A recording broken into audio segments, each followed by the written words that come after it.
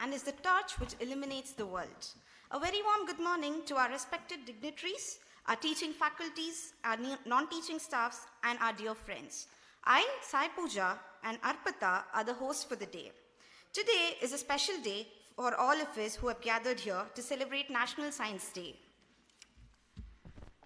National Science Day every year is celebrated on 28th of February to honor the discovery of Raman effect by the great Nobel laureate and eminent scientist and Bharata Ratna awardee, Sir Chandrasekhara Venkata Raman.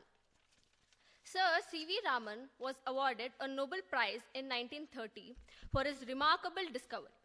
And to mark this discovery, every year is celebrated as National Science Day. This day serves us as a reminder of the power of science. Science has played a crucial role in shaping the world we live in today.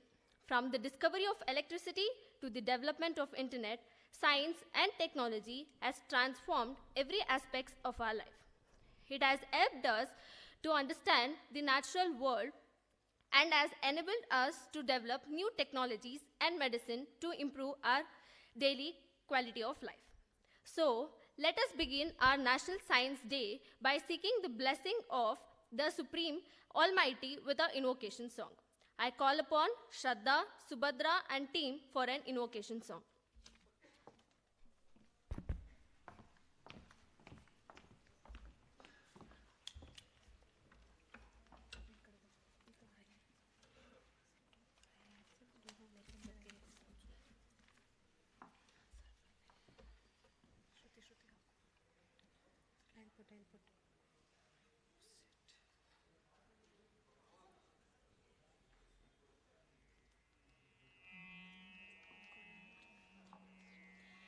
शृङ्गपुराधीश्वरी शारदे शुभमङ्गले सर्वाभीष्टप्रदे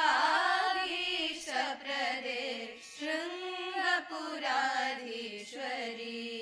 शारदे शुभमङ्गले सर्वाभीष्टप्रदे शृङ्गपुराधीश्वरी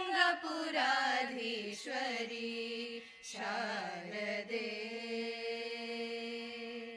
शारदे शङ्कर सन्नुत श्रीपद्मचरणे सकलकला विशारदे वरदे शङ्कर सन्नुत श्रीपद्मचरणे सकलकला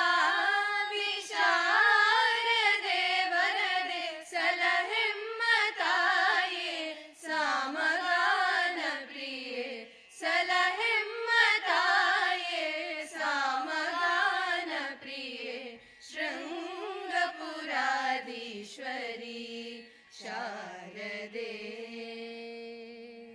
शारदे करुणे सम्मश्रुति गतिಗಳ ಮಾತೆ ಕಮನೀಯ ಸಪ್ತ ಸ್ವರ ಸುಪೂಜಿತೆ ಕರುಣೆ सम्मश्रुति ಗತಿಗಳ ಮಾತೆ ಕಮನೀಯ ಸಪ್ತ ಸ್ವರ ಸುಪೂಜಿತೆ ಕಾವ್ಯಗಾನ ಕಲಾ ಸ್ವರೂಪಿಣಿ ಕಾಮಿತದಾಯಿನಿ ಕಲ್ಯಾಣಿ ಜನನಿ ಕಾವ್ಯಗಾನ ಕಲಾ ಸ್ವರೂಪಿಣಿ ಕಾಮಿತದಾಯಿನಿ ಕಲ್ಯಾಣಿ ಜನನಿ शृङ्गपुराधीश्वरी शारदे शुभमङ्गले सर्वाभीष्टप्रदे शृङ्गपुराधीश्वरी शारदे शारदे शारदे Thank you.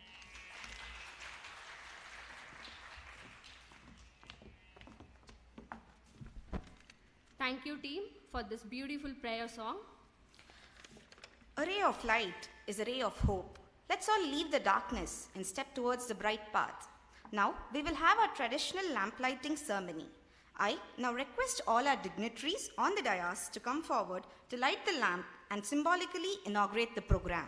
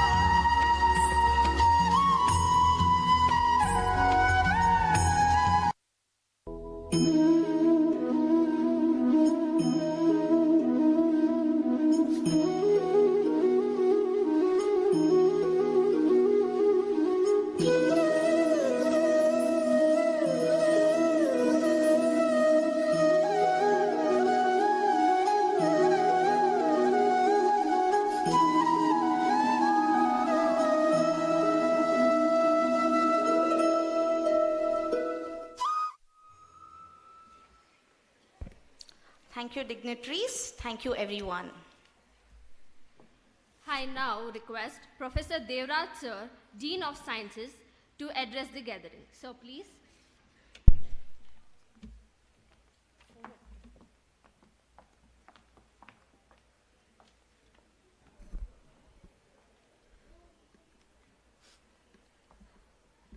Good morning, one and all. Honorable Vice Chancellor, Professor Lingaraja Gandhi, and Professor Anupama, Professor Utpalanath, Dr. Lokesh, and our Registrar, Sri C.N. Sridharsi, and my colleagues, Dr. Hariprasad, Pandurangappa, Chetana, Ramesh, and all our faculty and the students. Today, we are here to celebrate this science. And whatever we have achieved so far is because of this science. And it is our motto to make science part and parcel of our life. So in this direction, the country is celebrating this day. And it's my bounden duty to welcome the dignitaries for this. First of all, I welcome our Honorable Vice Chancellor, Sri Lingaraj Gandhi, for the Science Day celebration. Sir, thank you very much for taking your time off and be part of this program. And our Registrar Administration, Sri Sridharji, I welcome you, sir, for your gracious presence in this occasion. And our Registrar Evaluation, Sri Lokesh, sir, thank you very much for gracing this occasion. And now, this day wouldn't have been possible in this gallery but for the consent given by Professor Anupama and Professor Utpal Nath, who have agreed to address you all and enlighten with the scientific temper. So thank you very much for both of you, ma'am and sir, for taking your time and being part of this kind of celebration. I once again welcome you both for this Science Day program. And I also welcome all my colleagues and the students of all the science departments and also other staff members who are here and who are here to witness the science. I just welcome you once again. Thank you very much.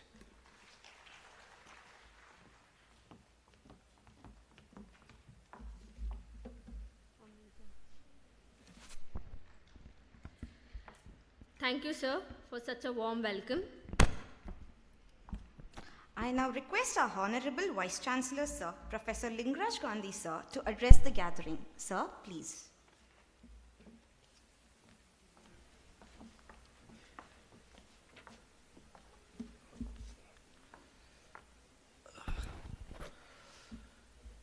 Eldrigu Namaskara. Good morning to one and all. At the very outset, let me wish each one of you Happy National Science Day.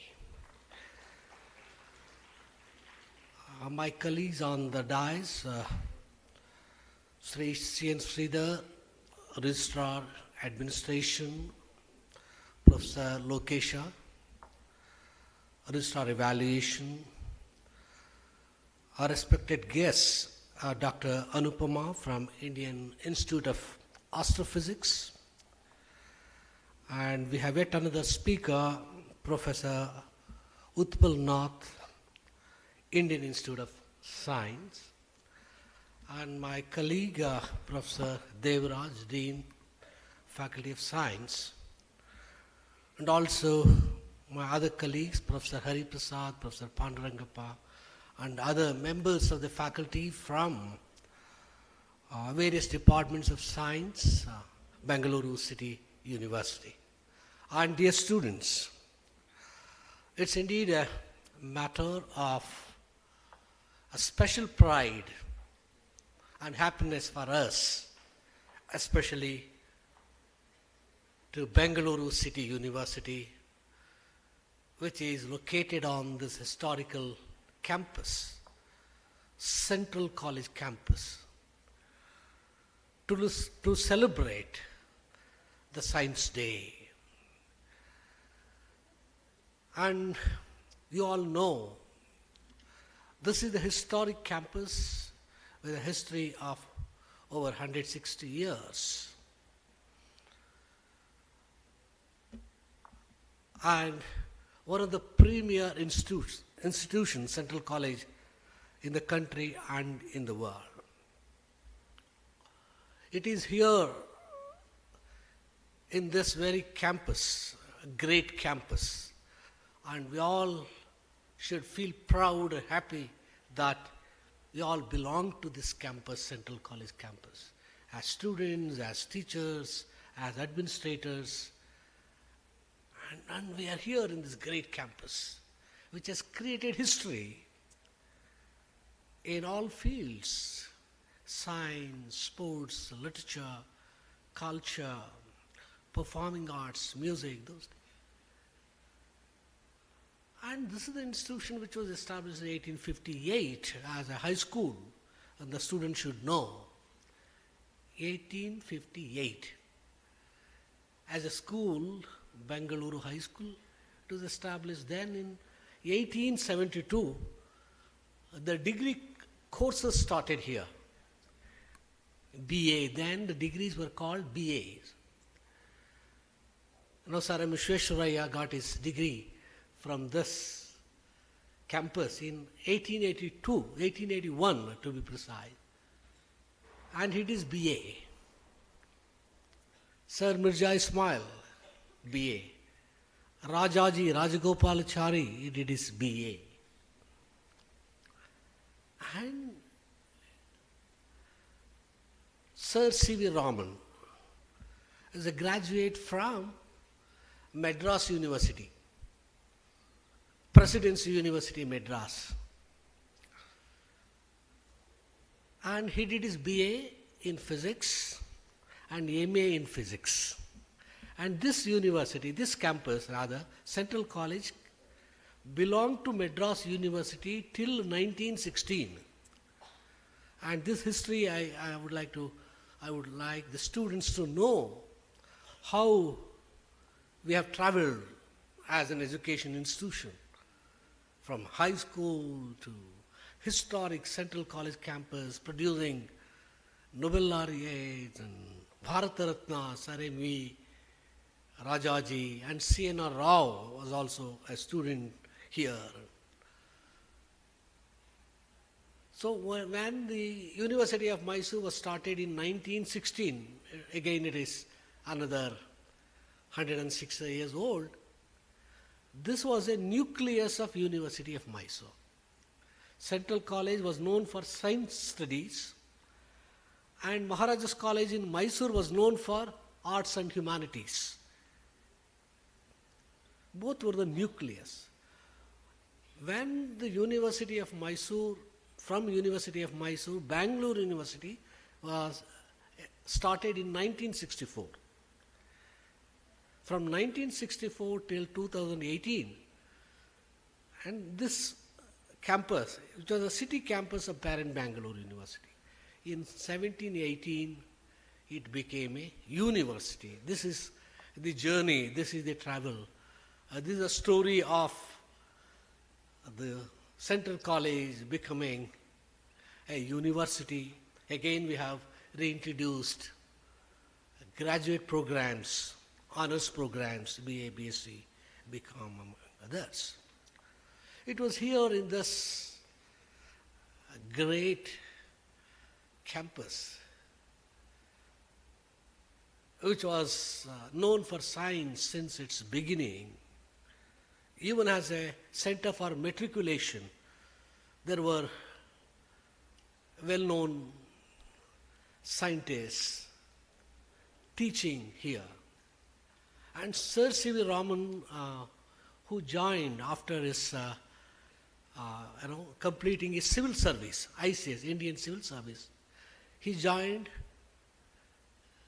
the accounts department in Calcutta. And you need to read this history because I recently read a biography of Sir C.V. Raman. There could be many biographies. One by his own student, Professor Jairam, who has written this history. When he was there as an Indian accountant, when he was in accountant service, his passion for science never died. He had so much passion for science, but ICS was a lucrative job, even at that point of time. So when he was an accountant, he used to visit that Indian Association for Cultivation of Science. That was a scientific institute where research was being conducted. So after his office hours, he used to go and work there in Indian Association for Cultivation of Science organization. Then the Vice Chancellor of that university, Presidency University, Mumbai. There were 3 universities established in 1857. Presidency University, Madras, Presidency University, Mumbai, Presidency University, Calcutta. And this institute started in 1858, the next year. That was also the year where the first War of Indian Independence, 1857, started. It was during, it was at that time that C.V. Raman was not Sir then. Sir is a title for knighthood. met the Vice Chancellor, rather the Vice Chancellor Ashutosh Mukherjee, again a great man of science. Knowing the interest of Sir C.V. Raman, invited him to become a lecturer, the salary of which was much lesser, much lesser. And he had already married then, Sir C.V. Raman. Then he joined, gave up his lucrative post and joined as a lecturer because that was his dream, passion. What science requires, yes, it requires passion. Most of these discoveries have happened by intuition, by accident, by coincidence. And he had that passion. He joined. For 25 years he researched in Calcutta. He used to frequent Central College for various discussions at that point of time. And IISc had not started then, remember that. IISc started in 1904. So he used to visit. Then when a lot of discussions used to go on, again in 1928, February 28, remember that publicly Sir C.V. Raman disclosed his historic path-breaking discovery, which is being named after him, Raman effect. And you have seen that all, and this is our pride, this is our heritage, and we are very much here. And Science Day is being celebrated to commemorate that discovery. The students should know Raman effect. It was here in this campus, in that Sir C.V. Raman Hall. The discovery was made known publicly. First time. Of course, he got his Nobel Prize in 1930. And this is the pride, this is our heritage. And you know the importance of science. Science is the only hope for a betterment of life. We have moved from darkness to light, from disease to cure, from poverty to wealth. It is only through science life has been better. And now the technology, science and technology together have made our life beautiful. And therefore science and society are very, very important. And that's why global science for global well-being, this is the theme given for today's celebration. The well-being of humanity is possible only through science. And there has to be more science education, science study, science research. We should not get deviated from the lot of importance given to professional education, commerce education, technical education. Yes, very important. At the same time, the basic sciences, pure sciences, very, very important. I'm very happy Bangalore City University, science departments, the faculty together with all the students have gathered here, and this initiative is being taken by the science departments and young faculty, and the students are comparing the whole program. That's again a wonderful thing. I really appreciate. I congratulate your efforts. Let science keep us together. Let us engage in knowing most of the things that are unknown. And this is for the betterment of life, betterment of society, betterment of humanity. I'm happy that young people are taking science and basic sciences, and this is the only way forward if we want to think about a society where all of us could be peaceful, happy, and prosperous. Once again, I wish each one of you a happy Science Day. I especially appreciate the two distinguished speakers, scientists themselves who have accepted our invitation, and they are here, both Dr. Anupama and Utpal Nath, from such premier institutions. And we are really lucky, and this is the most appropriate way, most befitting way in which Science Day is being celebrated at Bengaluru City University, which was historically known as a science campus. Thank you for this opportunity.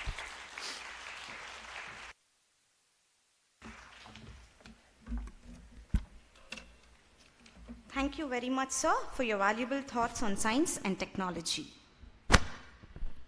The theme for the National Science Day 2023 is Global Science for Global Well-being. The focal theme indicates India's emerging global role and rising visibility in the international arena.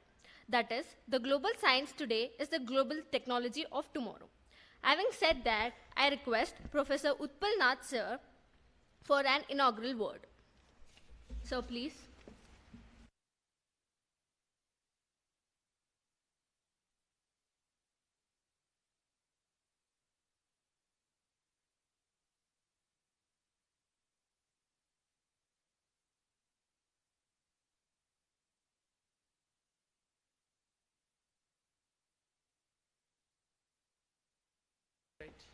I didn't know about it. It's great to, a great experience for me to stand here and talk to you. And I think for me, there couldn't have been a better way of celebrating National Science Day, being a scientist, than being in this campus and on this dais talking to you. And that's because I learned today, I didn't know that Professor C.V. Raman had announced the great discovery of his for the first time in this campus. What a great discovery. I mean, the Raman effect is used from explaining, why the sky is blue all the way to at the molecular level. And he was not only a great scientist, he was a very witty person as well. I remember reading one story when he was visiting Europe. Of course, he has visited many times. And remember, in going to Europe in those days, you have to go by ship. It takes probably a month and a half to go there and come back. So in one of the meetings, Raman never drank. I don't mean he never drank water. I meant he never drank alcohol. So his colleagues in Europe is telling, why didn't you drink? I mean, he says, I don't want to see the effect of alcohol on Raman. I want to see a Raman effect on alcohol.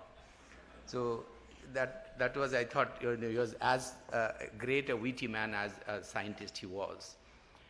Anyway, I'll stop here. I will probably, I'm standing between the scientific session and this session.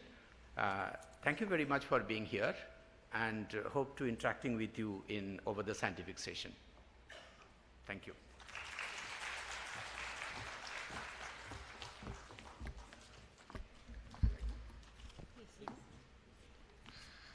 I now request Professor G.C. Anupama ma'am for an inaugural blessing.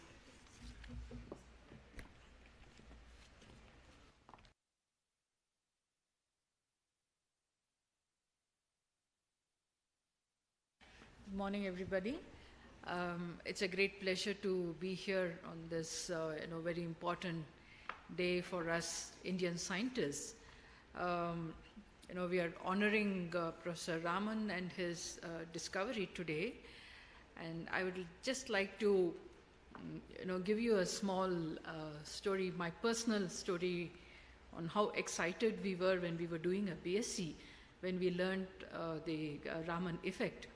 And our professor, who had, I think, had been taught by Sir C.V. Raman, said, you could go to RRI, the institute he set up, just go and visit.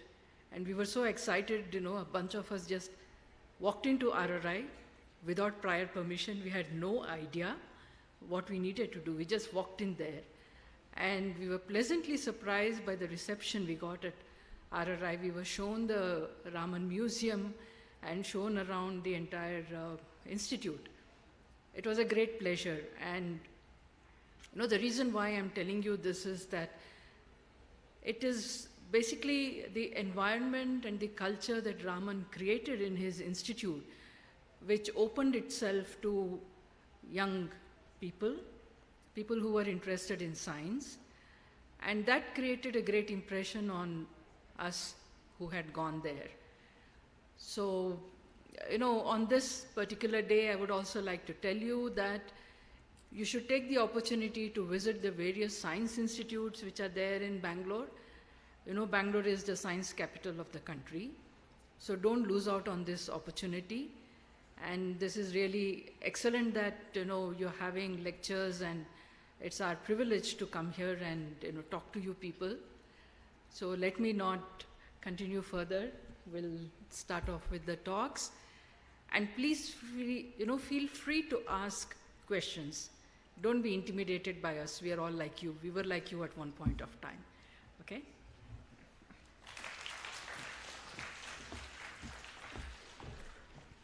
Thank you very much, ma'am.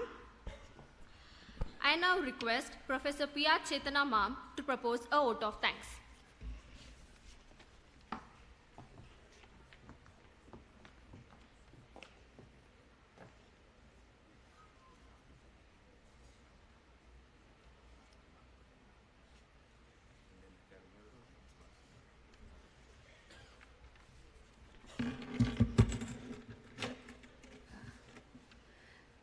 Good morning, one and all.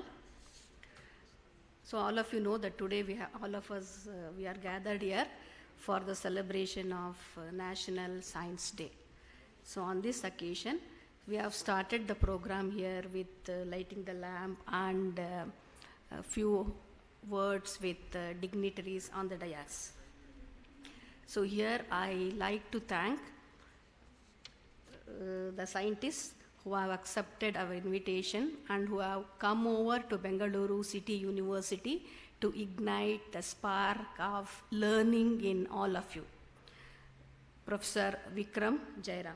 Thank you, sir, for accepting our invitation to give a talk on this National Science Day. I thank you on behalf of Bengaluru City University, on behalf of Indian Academy of Sciences and the Academy Trust also. On this occasion, Professor G.C. Anupama from Indian Institute of Astrophysics has given her consent and will going to deliver and share her experience in astrophysics with all of us. Thank you, madam, for accepting our invitation and coming over to Bengaluru City University.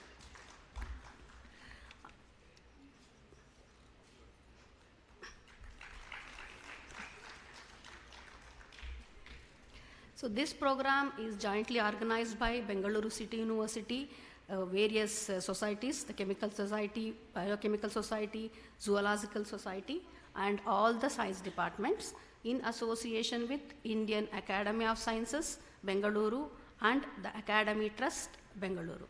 So they have supported in so many ways to make this function a grand success. I thank both of them.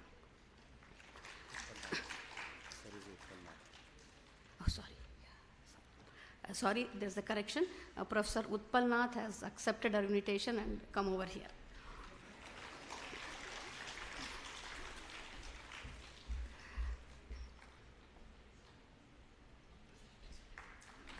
So he's from Indian Institute of Science, Bengaluru.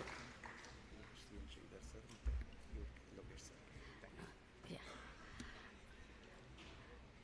I thank the Honorable Vice Chancellor of Bengaluru City University, Professor Lingaraja Gandhi.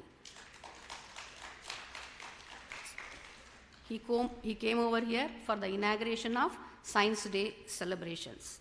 He is the backbone of today's function. I thank Shri Sridhar CN, Registrar Academic of Bengaluru City University.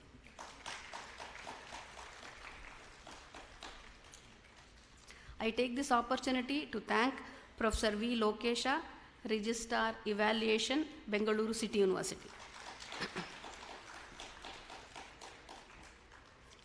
In his absentia, I thank Shri Raghu GP, Finance Officer, Bengaluru City University. I also thank Professor V.R. Devraj, Dean, Faculty of Science, Bengaluru City University.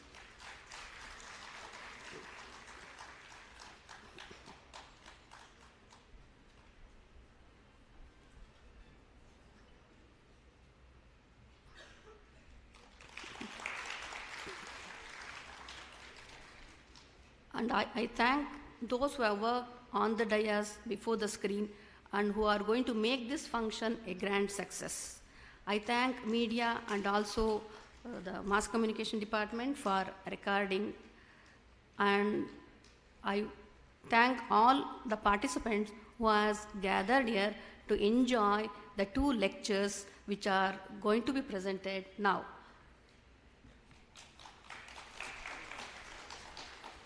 Once again, I thank the collaboration of Bengaluru City University, Indian Academy of Sciences, and the Academy Trust. Thank you, one and all.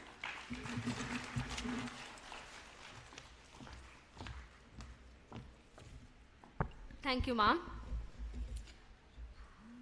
I now request Professor Prabhu sir to introduce our guest speaker, Professor Utpal Nath sir.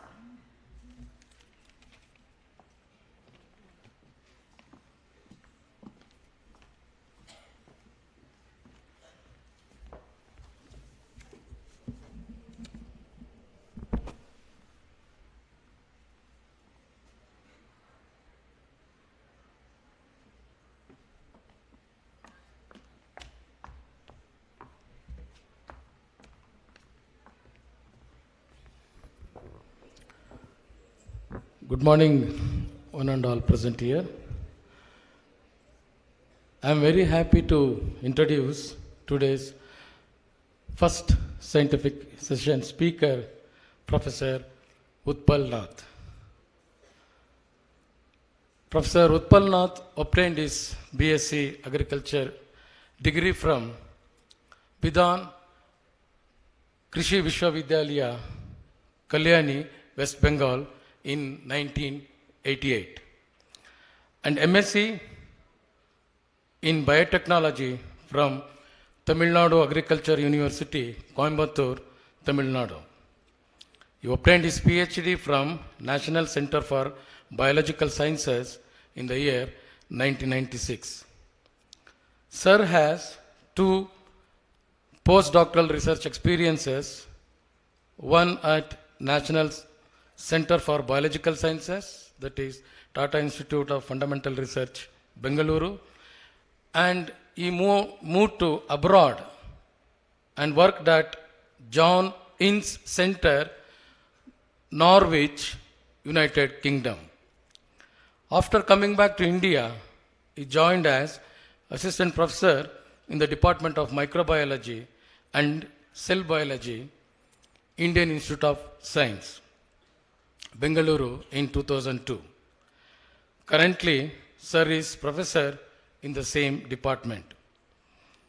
Professor Utpal's research interest is in plant biology, in that he is trying to understand the molecular and genetics involved in the organ morphogenesis. He is also researching on pathology and biophysics in the developmental biology.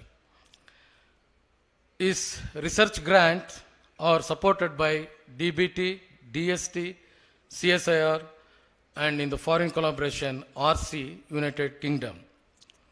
He has received BBSRC travel grant, and IISc internal support grant is also there. Professor Utpal Nath is the fellow of National Science Academy, and he has been elected into the fellowship in 2019 under the plant science section. Sir has published over 42 research articles, book chapters, conference proceedings, review articles. The research articles are published in top international journals with a high impact factor with over 2,334 citation with the H index of 20. This will tell us the quality of research he is doing. He is guiding several PhD students and postdoctoral fellows. Sir, indeed, we are very happy to have you here in the auspicious National Science Day, and we are waiting to listen to your work. On behalf of all the departments from the science departments from Bangalore City University, I welcome you to deliver your talk. Thank you, sir. Thank you, one and all. In fact, actually, when we were trying to search the CV of sir, actually it's very short. He has just mentioned his qualification, what is his designation. And I just searched over the internet to find all these details. He is very, trying to be like, avoid all this, public this thing. It's very nice of and kind of you, sir. You have done a lot of homework. Thank you, sir. Lot of homework. Okay, I'll get started. Good morning to you. I hope it's still morning. And I'm really, glad to stand here and, yeah, I think that'll be better. Because the screen Yeah, absolutely. Much better. Yeah, that's much better.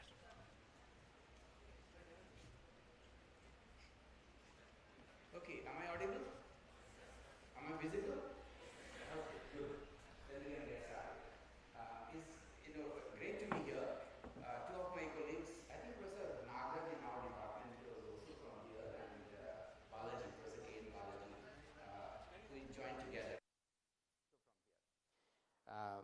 I'll get started. Professor Anupama just mentioned, please ask questions. That is the fundamental of doing science. Do you have inquisitiveness or not? And if you have a question, please ask, because the risk is not on your part, risk is on my part. Because answer can be wrong, but the question cannot be wrong. So please ask questions. So I will tell you today very simple. This is a general audience. So I'm going to cover a topic which has been very much of my interest and of little general nature, and that's why I have chosen to speak here. I may have spoken on this earlier, some of you may have heard, but never mind, because of its general nature. This is what I work on. So I'll tell you, okay, so this is the, this is the topic of my talk today, that rule of growth. We all grow, right? We all grow. I'm not talking about spiritual growth or moral growth, I'm talking about physical growth. We start our life from a single cell. Entire biological world, every organism start their life from a single cell, which is a fusion of two cells if it is sexual reproduction. And then the cell divides, increases in number and increases in volume. That is not the only thing. The major part is it develops into certain way in a following very specific rules, so that the ultimate outcome is standing in front of you. You see, there is a very specific shape of all human beings. Generation after generation, billions of human beings you take, the overall structure is same. Similar thing is for a different species, for example, even a plant. So, because generation after generation, it is the same structure, it cannot be random. There must be a genetic regulation of it. This is what I want to know, how we grow from a small size to a big size following the rule. I will try to address some of it in today's topic. This, I will take any organ. You can take a wing of Drosophila, you can take a limb of Homo sapiens, or you can take a leaf of a plant. Take any organ. This is a mature leaf of a species called Antirrhinum majus. If you analyze a mature leaf of 1 billion Antirrhinum majus individual, all of them will have the leaf structure like this. This is a mature, that means it will not grow anymore. This organ would have started its life from a very small structure, maybe somewhere here a small leaf. Can you see that? Can you see the small leaf here? That's because it's not there. Now it is there. This is a tiny leaf here. It is a baby one. It is growing at different stages and finally going to a final stage. This whole process takes about 12 to 15 days, and after maturity it will still stay there for about couple of months doing its job. Every organ has its job. So the first 12 to 15 days it is changing. It is a happening time, just like when a human baby grows up to the maturity.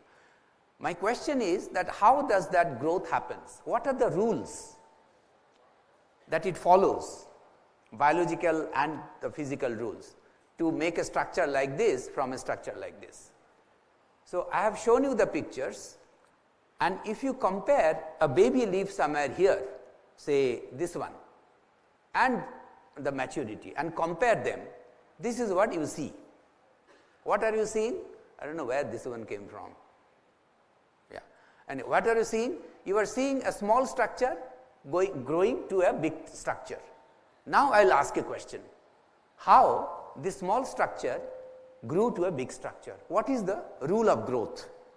Did it grow uniformly or did it grow non-uniformly? But because the shape is not changing, our intuitive answer will be it grew uniformly. By uniformly I mean that this region grew at the same rate as this region, at the same rate as this region, isn't it? Because if one region grows faster than another region, then it will change its shape, right? Since the shape did not change, your intuitive answer will be that it grew uniformly, that all the region grew uniformly. How do I know that? There is no marker. This region cannot be differentiated from this region by looking at it. So you put some external markers. For example, you put some dots on the surface and let the surface expand. If it grows uniformly, what do you think will be the fate of these external dots? They will also go away from each other uniformly, right? Their relative position will remain same. This is something like you take a spotted balloon, which has a lot of spot, and inflate the balloon. The balloon will become bigger and bigger, and the spots will go away from each other, isn't it? Just like the stars go away from each other in the sky because the universe is expanding. Never mind. So this is uniform growth. However, there is another way of growth. For example, I might argue that these regions don't grow at all, it's only the periphery grows. What do you think will be the fate of the dots if the periphery grows? The dots will stay where they are because there is no dot on the periphery, right? Like that, there are many other ways. So the possibility of this leaf for growing from small structure to big structure is not one, is more than one. Which one is correct? We want to study that. So you do this experiment, you take a small leaf which is still stuck to the plant, it is removed in the Adobe Photoshop, and you under the microscope you put some nice dots on it throughout and follow it at the end of the growth when it is mature, and then see what are the fate of the dots. This is the small leaf that I was talking about, and the same leaf when it has become bigger, this is how it looks. It would have taken about 10 to 12 days to grow from here to here. You can see the length of the leaf here and length of the leaf here. The same leaf I have photographed in 2 different times. If you can't see this, I will increase the size. Okay, here is the small leaf and this is the big leaf, the same leaf. You see the dots here are throughout. The same dots have got collected towards the tip. There is no dot here at the base. The dot which is the golden dot which is here has moved all the way here. How do you think the leaf is growing? Not uniformly. Is it growing uniformly? No. The basal half of the leaf came out of the small region where there are no dots. So what is growing? Which is growing more than the other? Is the base that is growing more than the tip, isn't it? So all these dots here you see, and these dots, the fate are all the dots here. There is no dot here. So, in other words, that there is no uniform growth, there is non-uniform growth. There is a growth gradient, more growth here and less growth here. I can toss the coin on the other side and say that less growth, more growth arrest here and less growth arrest here. That means when this is continuing to grow, this has stopped growing, or this is growth is less and this is the growth is least. So, this is a gradient. How does the growth happen? At the younger stage of animal and plant, the growth usually happens by cell division. Cells, one cell divides to 2, 2 to 4, 4 to 8, 8 to 16 and so on and so forth, right. So, that means if this region is growing and this region has stopped growing, I should be able to see a difference in the cellular behavior. These cells should be dividing and these cells should not be dividing, but I can't see any cell here.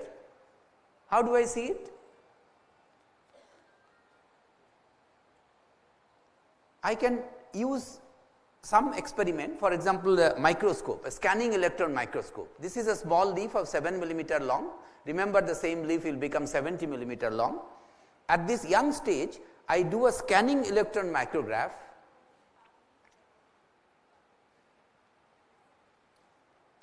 I do a scanning electron micrograph of this region, look at the cells here, of this region, look at the cells here, and this region, look at the cells here. Are they similar? Do they look similar?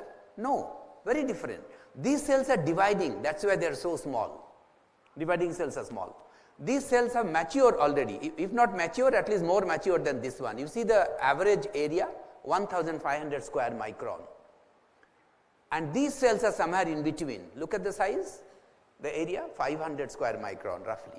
So, there is a gradient of the size. Least, so smaller cells are here because it is dividing, growth is here, and this is mature already or more mature than this one, so cells are bigger already. So, even though by looking at it you can't make out this region is more younger than the tip region, this has already become old. But you don't take my word that small cell is actually dividing. How do I know the small cell is actually dividing?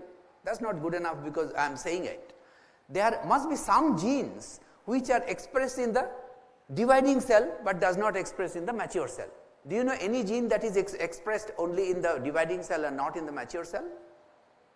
These cells are dividing or cycling. Are there any biology students here? Raise your hand. Biology? Only one hand? Yeah, okay. If you raise both hands, then I will count the double.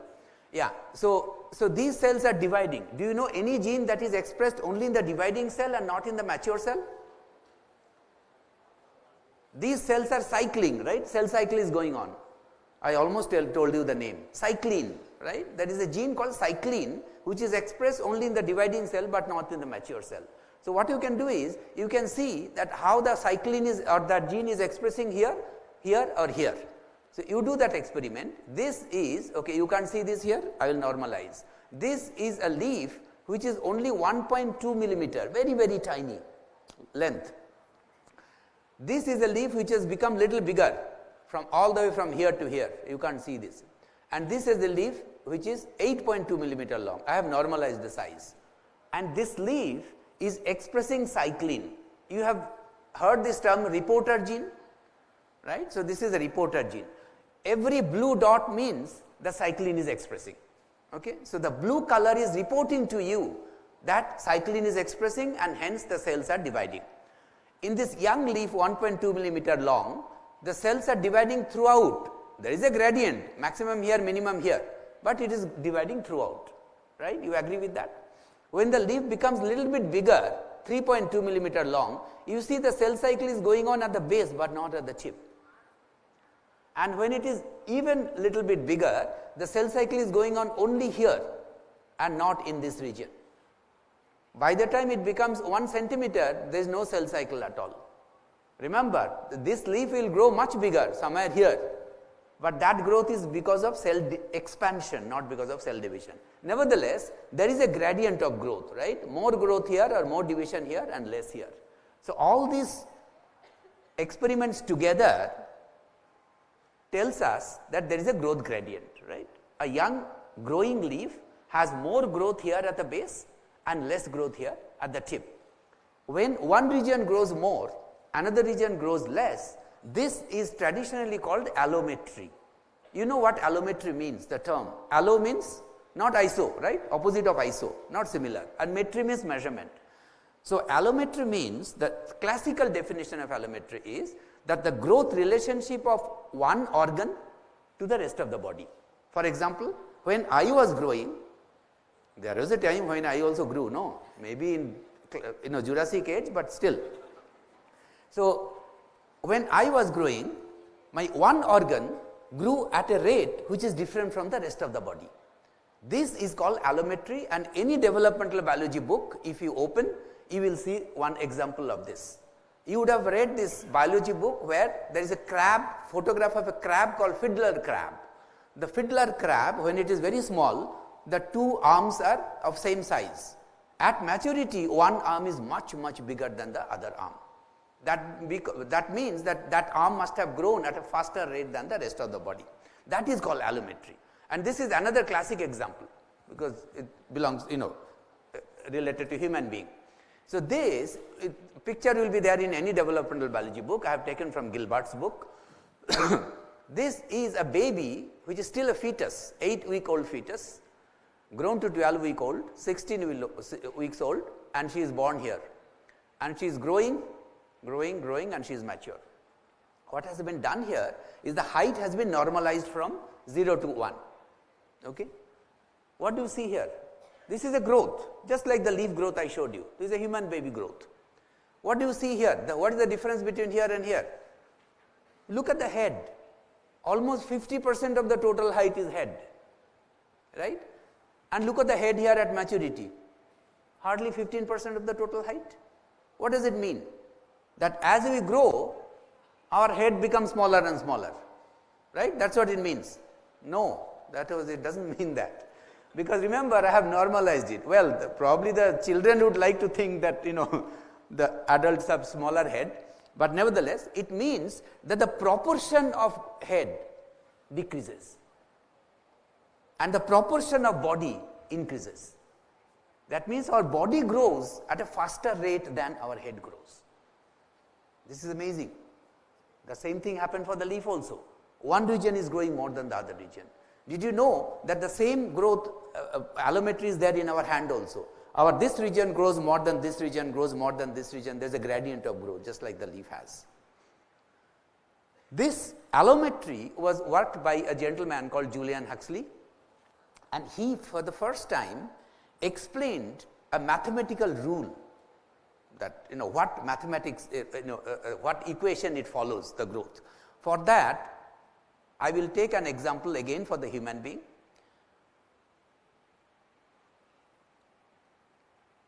What he did is, he measured, as the growth progresses, he measured one organ, which is X, as if against the rest of the body, that is Y.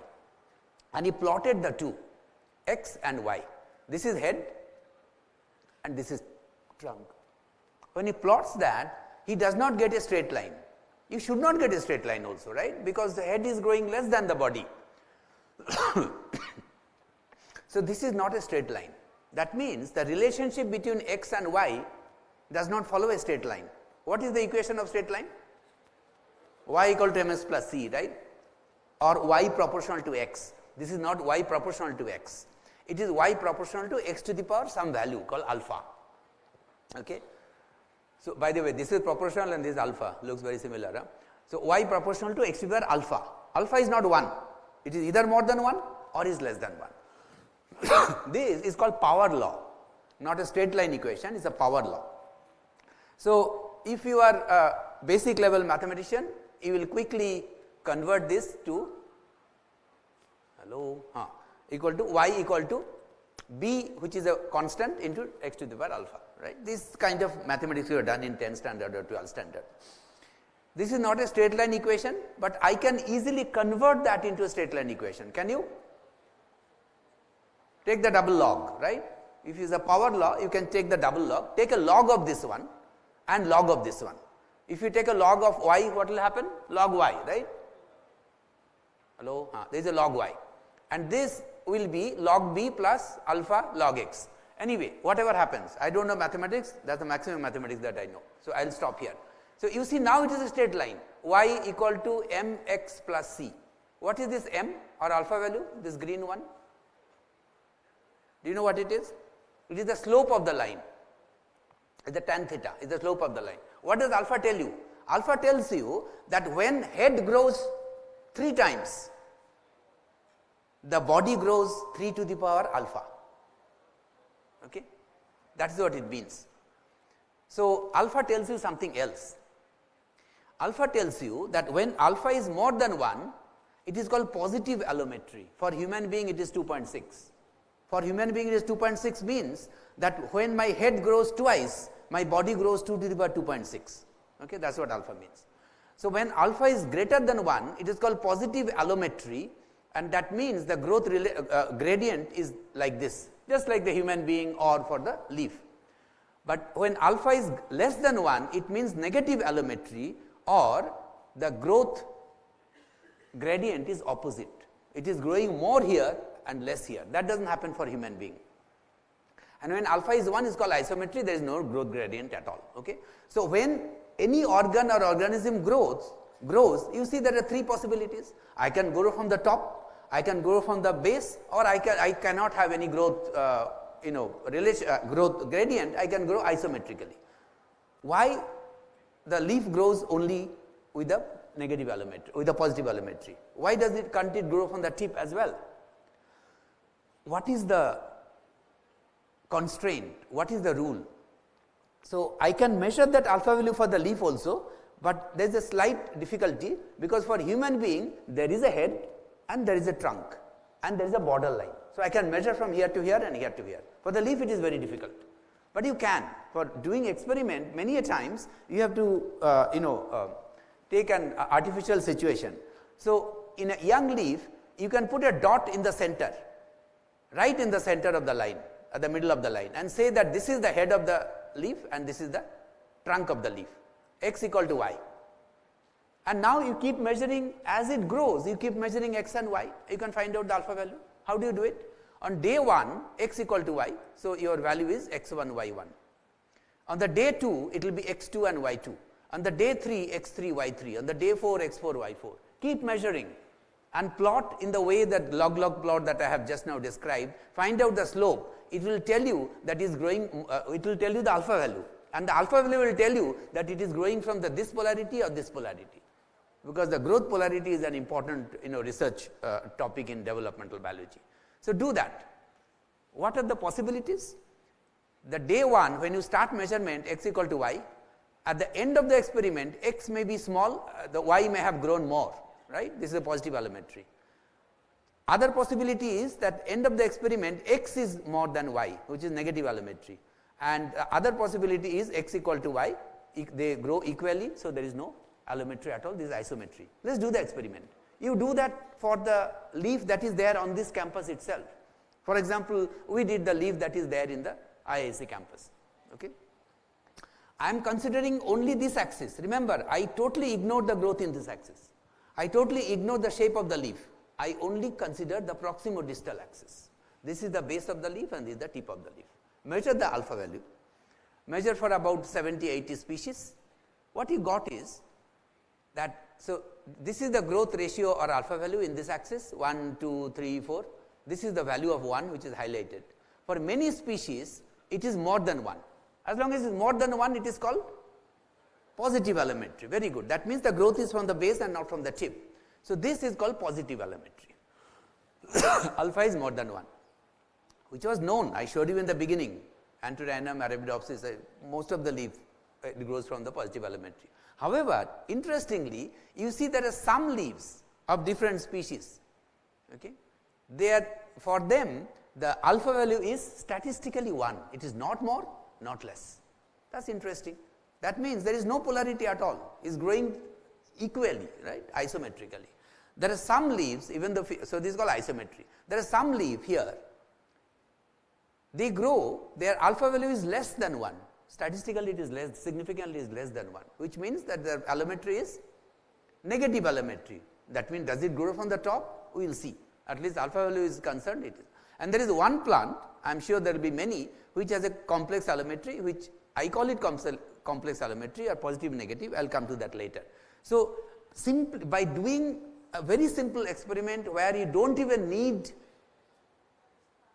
a microscope, simply by put a dot and keep measuring the using a scale, you have found out that in nature different plants or different leaves of different plants grow with different rule, some positive allometry, some negative allometry. So, it is not really true that for most of the experiment or addressing many of the interesting questions, you need high tech experiments. You can do that for with the tools or equipment that is there available with you. So, for all the 75 species that is done, you divide them plot them in a pie chart. Roughly 50% is positive allometry, grows from the base. Okay, roughly 40% is isometry, no growth gradient at all. Roughly 7% is negative allometry, and there is a mixed allometry also. Now, I will in detail I will describe that to you. It is quite interesting. This is what it is. So, what you do is you take a representative species from here, a couple of them, Nicotia and Atacama, 2 species belonging here, Hibiscus and Bohenia, 2 species belonging here, Caudium and Delania, 2 species belonging here, and the Syzygium, which is species belonging here, and do a study a little bit detail, the cell division, cell expansion, and so on and so forth. This is what it looks like. Oh, that is me. Yeah. So, so this is a young tobacco leaf, 38 millimeter long. You would have put the dot here in the beginning, x equal to y here in day 1. End of the experiment, 100 millimeter long. You can keep on going because the leaf is still growing. You see y is more than x. What is the allometry? Positive allometry, just like me, right? Yeah. But the difference is that for me, when I grew, my alpha value was 2.6, I told you already, and for tobacco leaf is 4.4. That means when the upper half is growing twice, the lower half is growing 2 to the power 4.4. Imagine 16 times or something. This is a huge difference. So, it is positive allometry. So, that means what do you think? The cell division should be here or here? Here at the base, right? Because it is positive allometry. Let us take this one, a young leaf, and then see the cells here, here, here, and here. The cells are dividing here, so because growth is here. So, there is a gradient, just like the first example that I showed in the beginning of the talk, right? So, now you might argue that, look, I need a scanning electron micrograph to do this experiment and I do not have. This is not a scanning electron micrograph picture. You know what we did? We took the nail polish, the colorless one, L'Oreal, and then put it on the leaf and wait for a couple of minutes. I know some of you do not have patience, so you do, right. So, same thing here, and then you peel it out and observe under DIC microscope, differential whatever that interference microscope, whatever. This is the picture of that. So, many labs have DIC microscopes, so you do not need scanning electron. So, anyway, so this tells you that this is dividing less and this is dividing least. You take a section here, cross section, and stain the nuclei. You see all the nuclei are very close by because cells are small. This is somewhere in between, and there is one nuclei here, one here, one here. That is because cells are big. So, one nucleus here, one there, and all. And if you look through this carefully, some of them will look like this. Can you identify this one? 2 nuclei going away from each other. What is it? Anaphase. Very good. So, if you count about 1000 of this nuclei and find out how many are in the mitotic stage, that percentage is called mitotic index, or what percentage of the cells are dividing. That will tell you a number of the cellular activity. So, that mitotic index in this leaf is 5.5% here in this region. That means out of 1000 cells, 55 cells are dividing. Not all the cells divide together, no, there is no synchrony in the cell division. Here only 2.5% cells are dividing, here 0% cells are dividing. That means there is a gradient of cell division. Not only the alpha value is positive here, not only cells are smaller here, the cell division activity is more here and least here or 0 here. So, this grows with positive allometry, right, that is for clear. The second one, that is isometry. You take one example like here, hibiscus. All of you have hibiscus in your garden. Baby hibiscus leaf, the same leaf when it grew bigger. You see, the distribution of the spots remains same, or in other words, in the day 1 x equal to y, at the end of the experiment also x equal to y. What is the allometry? No allometry, right? Isometry, right? Imagine if I grew with isometry, this is how I would look like. So, thank God I didn't. And what do you think the alpha value should be? 1, right? Isometry. You see alpha value is statistically 1, is 0.95. And how do you think should be the cellular distribution here? There should not be any difference along the proximal distal axis. Look at the cell size. The cells are of same size. That means they are dividing or they are maturing at the same rate. Not only this one, if you take the sections here, you can see there is no difference between this region and this region, and the mitotic index is pretty similar. So, all the cells throughout this region is maturing uniformly, synchronously, unlike the tobacco, right. So, this is isometry, right. Another example. Then the third one I will take, this here, negative allometry, codium. Let us see how it behaves. Okay, sorry. So, this one, a young leaf, this is the same leaf when it is mature, x equal to y on day 1. At the end of the experiment, it is x which is larger than y. What does it mean? It grows from the tip, negative allometry. Yeah, that is negative allometry. And here, the alpha value should be less than 1. It is indeed less than 1, it is 0.6. Put them together. What do you think should be the cellular behavior here? The growth is, so x is larger, that means the cells are dividing here. You see smaller cell, bigger cell, bigger cell. Mitotic index, same. Cell division activity more here, less here, least here. So, we have total 3 different, different ways of leaves grow. 3 different groups. One is positive allometry, negative allometry, and this is isometry. What is the use of all these signs? I do not know, but it does not matter. Useless signs, let us call it, but I find it quite interesting that there is a natural diversity from the which pole that you grow from. Remember, I told you this another species which is here I call mixed allometry. Let us see what it is. This is Syzygium, that jamun fruit that you eat, it is actually cousin of that. This one does not make jamun fruit, but is a cousin of that. You see this color here, it is a young leaf. You see the color here and here. That means the top and base looks similar, no? The chlorophyll, chloroplast is already being made, and this is still pink in color, and that is younger one. Let us see at the cell size. See, the cells are mature here, cells are mature here, and cells are immature here. What does it mean? It is a bidirectional growth, isn't it? Middle is growing, this is mature, this is mature. You cannot calculate the alpha value of this one, because to calculate the alpha value, there should be one single axis of one direction, right? Only then you can measure the alpha value. How do I measure the alpha value here? Well, you do again some artificial system. You say that top half of the leaf is one leaf. I can find out the alpha value of the top half, because this is more growth, this is less growth, which is positive allometry. And the lower one, lower half, you calculate alpha value separately. More growth at the tip, less growth at the base, negative allometry. So, calculate the alpha value, determine the alpha value separately from top and base. So, this one alpha value here, this one alpha value here. You see positive allometry here, and alpha value is indeed 2.6, more than 1. As long as more than 1, I do not care is and this is less than 1 because of negative allometry. So, this leaf grows from the middle, not from the tip, not from the base.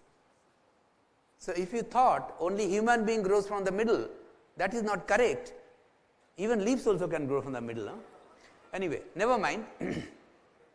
So, we have different ways of growth, an organ is growing with different rules and different, why? Why is it that this is growing differently from this one? There must be some molecular mechanism, right? Had it been random, as I said, that there would have been a random possibility, but that's not. The same species grows the same way. So, there must be genetic regulation of this. There must be proteins or genes expressing in a different way, which correlates with, why doesn't it move, which correlates with this kind of polarity. So, we wanted to know what those are, and quite a few genes are known. They regulate the leaf growth. Okay. One of them is the one that I am talking about. What you are seeing is a tiny Arabidopsis seedling. These are the two leaves grown here, and these are the two more leaves are coming up, and you are seeing from the top. Okay. This blue color means that the GRF gene, growth regulating factor, the GRF.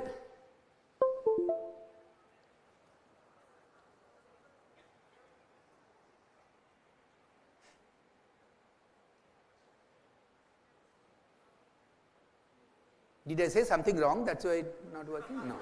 Okay.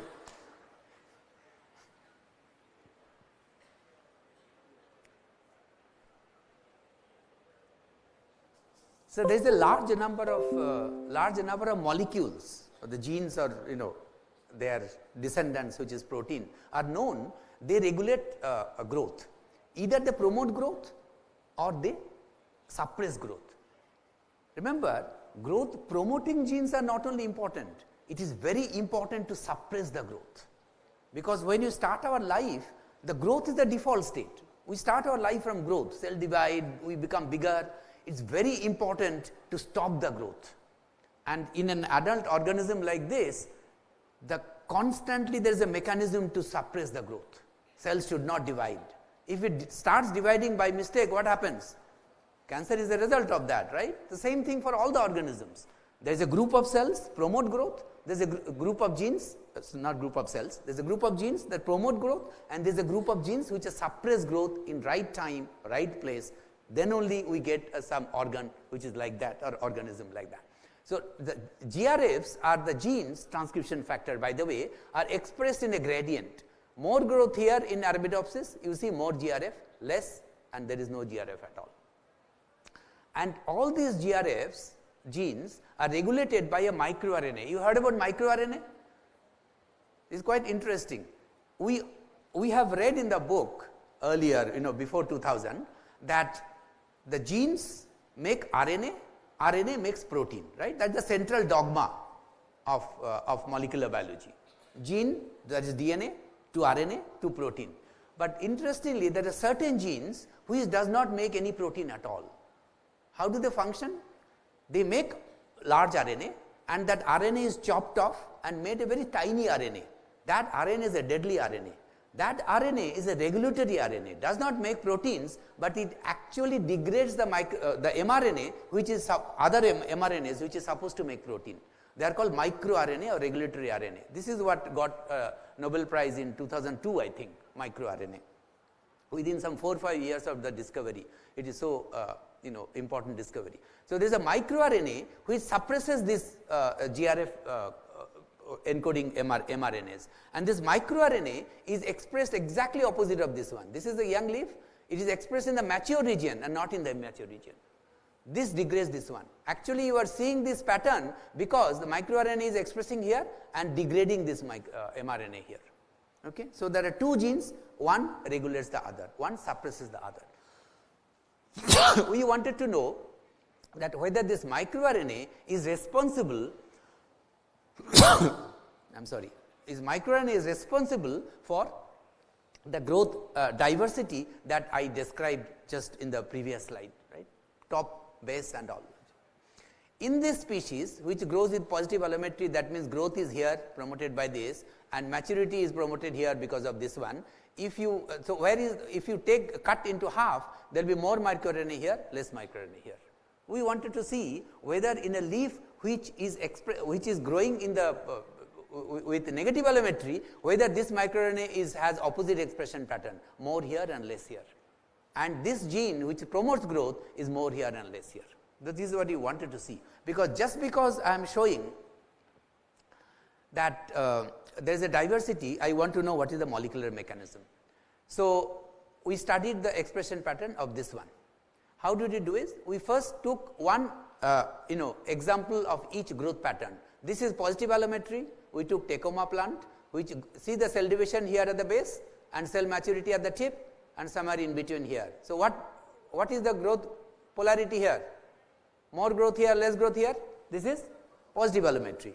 Another one, Croton, I described already. You see maturity here, immaturity here. This is the gradient of growth. So, it grows from the tip. And this one, Bohenia, Sonapatta, Kanchan, whatever you call, this has no gradient at all. See the cell division here, all growing uniformly, isometry. Positive allometry, negative allometry, isometry. What we did is, we cut this young leaf into two, okay? Tip and base, tip and base, tip and base. Mash it up. You got lots of RNA, starting from very small all the way up to 5 kb or something. Millions, maybe several thousand mRNA. Separate them in a gel.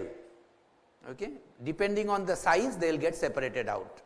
And then see where is your microRNA is being expressing using a molecular technique called northern blot. Just I will leave it at that. So, this northern blot is shown here. Your favorite microRNA, which is 3'6 I just now described, which actually induces maturity, is expressed more at the tip here and less at the base here. Okay, this is the northern blot. This leaf matures from the tip and more maturity inducing microRNA here. So, the correlation is correct, right? Wherever there is maturity, there is more microRNA. But you can tell me, charge me rather, that intentionally you loaded more RNA here and less RNA here, right? I am capable of cheating. But I did not do that, because when I do the same experiment with another small RNA, it is equally distributed. That means, I have loaded total same RNA here in both the, but specifically this microRNA is more here, less here. Take the other one, negative allometry, more maturity here, less immaturity here. You see that in the tip there is less microRNA and at the base there is more microRNA. Opposite of this one? Yes. Here there is no difference in growth. So, in the tip and base there is equally distributed. Not only this microRNA is expressed more here, less here, more here and equally distributed. Their target, which is one of the GRFs, has exactly opposite distribution. More microRNA, less GRF, less microRNA, more GRF, and you see the opposite distribution. So, that means there is an interesting correlation, and you remember this weird species which grows from the middle. So, here if you cut from the middle, you will not see the distribution properly, because more here, less here, less here. So, it will not tell you. So, we actually divide it into third, tip, mid and base. You see the mature region, the top region more microRNA, basal region more microRNA, in the middle less microRNA, because it grows from the middle. So, wherever there is growth, this microRNA is less, wherever there is maturity, this microRNA is more. And that distribution changes. In some leaf it is more at the tip, in some is more at the base. And this is regulating that presence of the microRNA is regulating that. So, this is the sort of final conclusion. There is a group of plants where the leaves grow mostly from the base, and the dots are cell division, red dots, and this blue gradient is the microRNA distribution, more here and less here, and hence the growth is at the base and not at the maturity at the tip. In another species which is called negative allometry, growth is here, that is because microRNA is expressed in the opposite orientation. And there is another one where microRNA is here and the growth is in the middle, and isometry the microRNA is distributed throughout. Okay. So, my time is up. Shall I stop here? Okay. Mahesh Chandra is saying yes. Okay, I will stop here. So, I will stop here, but remember, I only showed you an association. Okay. Wherever there is more microRNA, there is more maturity. Wherever there is less microRNA, growth is there. That does not mean that this microRNA is regulating the growth. Remember, it can be just an association, means you do not know whether there is a cause or effect, right? That is very important. So, based on this result, if I say that this microRNA is generating this pattern, that is incorrect. There is only an association. Your conclusion should always be how much the data allows you to conclude, not more than that. And I will end with a short story. that I tell my students, to tell them that your conclusion should be in proportion to the data and not more than that. So the story goes like this. If you heard it before, even then you should laugh. So here it goes. One physicist, one mathematician and philosopher, all three friends. Anybody heard before this story? They are traveling together in a train compartment in Scotland. The train is going and there is a field there, and in the field there is one sheep, and the sheep is looking black. So the physicist says that the sheep in Scotland are black. I never knew that. I always saw the sheep in a different color. The mathematician says that you are concluding too much. There is only one sheep which is black in Scotland. Don't say that all the sheep in Scotland are black. The philosopher says that that also is not correct. The correct conclusion should be there is at least one field in Scotland which has at least one sheep whose one side is black, because you are not seeing the other side. Correct or not? Right? You are not seeing the other side. You haven't seen the other side of the moon, so you had no idea unless the Soviet went there and then sent you the picture.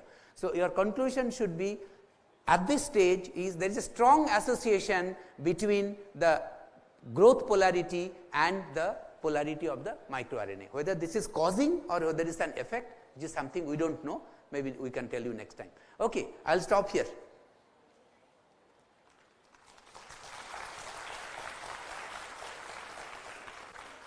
Those claps are not to me, those claps are for this guy, okay, this guy who actually did the work.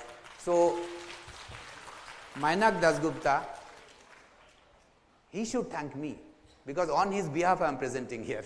It is not my work, it is his work. Okay.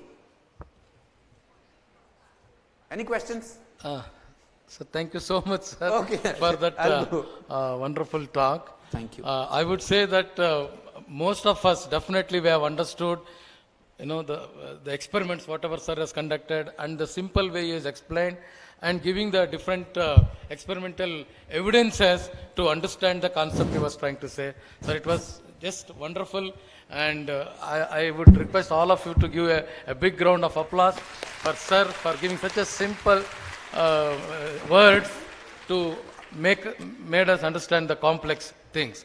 And this talk is now open for discussion. Please ask any questions if you have. Students, if you have any questions, you can ask.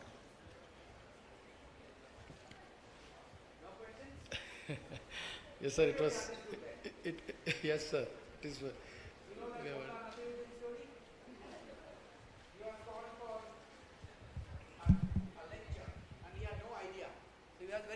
He was very nervous. So he said, you guys know what I am going to talk about? Everybody says, no, we don't know. You know nothing. He says, no. You don't know any idea. Then why should I talk to you? He went away. They called him again.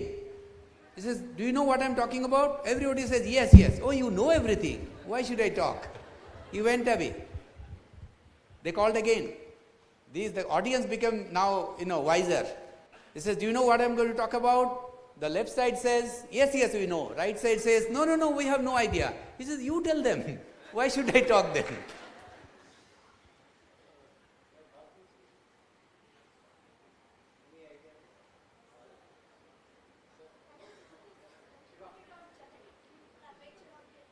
Curvature. Very interesting. I have another talk. Do you want? Shall I go ahead? This is very interesting. You see, I have told already that one region of the leaf is growing more than another region, but it is not changing the shape. It is not changing the curvature. What I mean by curvature is, this is a flat, no?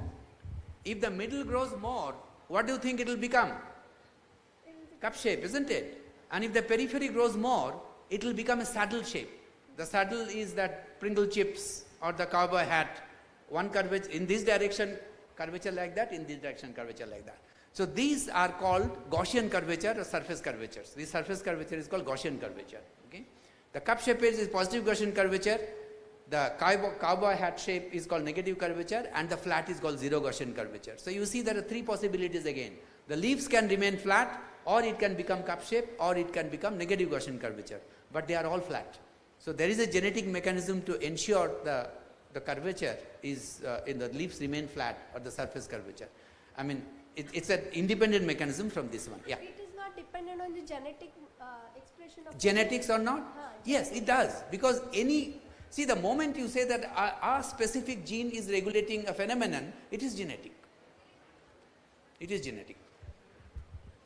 Sir, with respect to growth, there is quite a lot of similarity with plant and animal tissue growth. So, in terms of if we extrapolate it to cancer cells, can we have some kind of homology and analogy to study the growth restrictions? Okay, so this what I am talking about is development, okay, and cancer is development gone wrong, right? So what happens is the molecular mechanism that is operative here usually don't operate in the cancer, because cancer is an aberrant structure which came in a mature organism much later, right, where the cells are supposed to stay undividing condition, but they by mistake they start dividing. So these developmental mechanisms are usually not operative here. Okay, for example, when a leaf is infected by some virus, you will see some extra growth come out, right? You must have seen in many leaves the extra growth come out. There is no such rules don't operate there, and you get a sort of lump of tissue. Oh, so usually they are not operative there. Yeah. Hi. How are you? I'm good. How are you? Yeah. Sir, this was the question which I wanted to ask probably during when I took your course in molecular genetics at IISc, but I think probably now I can ask the same question. So, I mean, I have taken your course, IISc, Molgen. So it's familiar, yeah. I was with Professor Muniappa. Yeah, right. Yeah. So, so this is all about optimizing the photosynthesis, is that it? Okay, I haven't talked about it. There is a relation between photosynthesis and this growth pattern, because when the leaf is growing from the base and maturing from the tip, the chloroplasts are mature at the tip first and at the base later. So the leaf growth is linked to the maturity of or leaf maturity is linked to the chloroplast maturity as well. So yes, there is a relationship. Whether chloroplast maturity is regulating leaf growth or leaf maturity regulating chloroplast growth, something which you don't know. Okay. But please come to our campus, because there is a new faculty who has joined who actually studies this one, the chloroplast maturity and the leaf growth. His name is Naresh Laudia. Okay. We will hopefully know at some point of time. Yeah. Sir, and so this is a bit of a generic kind of question. So evolution is more optimization based. Is that it? The thumb rule of evolution, as in it's optimizing everything? Yeah, right.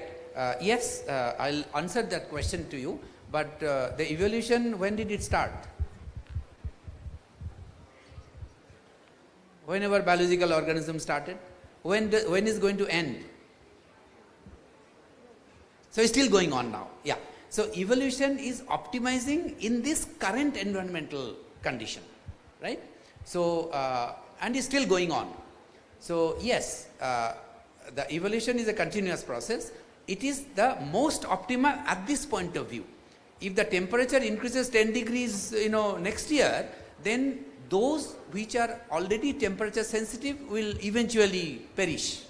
And those which are temperature resistant, both exist now, but only one type will exist then.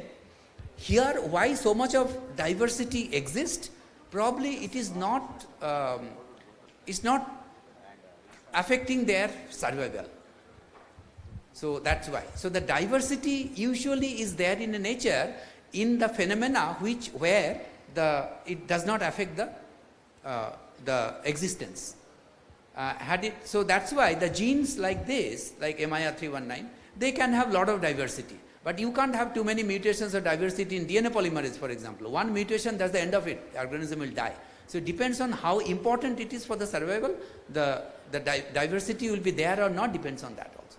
So here I think there is no what do you call, no threat to the life. Yeah. So.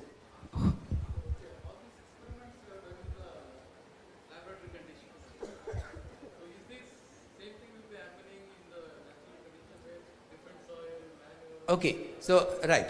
Good question. His question is that all these experiments we have done in the lab condition, whether in the natural condition it will change or not. This is the only experiment in our lab we did in the natural condition. You see this hibiscus and all these plants that we took, it was there in the campus. We collected there. Most of the experiments we do on Arabidopsis, which I haven't spoken here, and in the lab itself. And you are saying whether based on the soil condition it will change or not. So why soil? Based on many other conditions it can change. For example, the leaf that is on the outside of a tree getting more light than the leaf that is inside, right? So there may be change. It doesn't change because we have done that. We have done the same species. We have tried in Bangalore and in BHU campus in Banaras. The same species, they grew with the same allometry, whether here or in Banaras. So it does not, so it is regulated by the genetic constituent, not by the environment. Yeah. Excuse me, sir. So my question is, you told about this all development of cells, and I studied biology at the time of +2 only, then I shifted to chemistry. So my question is there any role of growth hormones in this leaves? Because very good. Hormones are also supporting for the growth. You just explained the cell division. Is there any role of growth hormones? Absolutely. So I'm sure growth hormone will have some role in this one. So when we actually saw that there is a polarity of growth and its natural diversity, there is positive, negative, and so on and so forth, we thought that the hormones must be regulating this one. So we actually studied the hormone distribution in young plant. We studied the distribution of auxin, studied the distribution of gibberellic acid, because gibberellic acid is the one which actually induces the maturity. That this big, the grape that you eat is because they actually, spray gibberellic acid, it becomes bigger, and some other chemical. So we saw that gibberellic acid has exactly same distribution, whether it is positive allometry, negative allometry, or whatever. So at least gibberellic acid does not have any effect. But I'm sure other hormones will have effect, because it's the cytokinin which regulates, promotes cell division. I bet there will be effect. So is that goes in the same allometric ratio? We have to see the distribution of those hormones, or the genes that regulate those hormones, biosynthesis or something. We haven't studied that. It is entirely possible that MIR 396 I'm talking about is working downstream to some hormone. And my another question is, today's generation, most of the young people's, for the building of their body, they just take some supplementary to make their muscles and everything in a very short period, to make it in a very good manner. So in a great way. So they are taking supplementary, basically it contains of creatinine and those all supplementaries. So that makes that muscles to grow in a very faster way and become so built. So how it is helping, like what is the role that is happening, and after some decades or some years, that all, if they lose their diet, that all muscles will become into fats. Is there any negative effects over that, or it is helping naturally? So is there any role, like, can you explain about that? So I would not advise plants to develop muscles. Because it is in body. No, I mean, I probably should not comment on that, because I know very little about animal growth or human growth and all. But there is no basis to it. But I do think that it is really not necessary to increase the growth by supplement, because growth is not the only thing in life. Yeah. Breakfast is more important than growth. Anyway, what I mean is, most of the youths are going I'll tell you why. Because the growth has an inverse relationship of immunity. When cells are growing, immunity is low. So growth has opposite. When our immune system is hyperactive, the growth comes down. So if you have too much of growth, the immunity will be affected, because there's an opposite relationship. So I don't think it is really needed to take supplement to grow faster or bigger. What's the point? And what is the problem if I am the way I am? Because most of the people are going in that way. Yeah, I think that's why. Because there's a purpose. There's a purpose. They have a different mandate. Yeah. So. Sir, can we stop this through genes? You want me to stop? No, sir. Can we stop that process, what is occurring in the leaves? You can.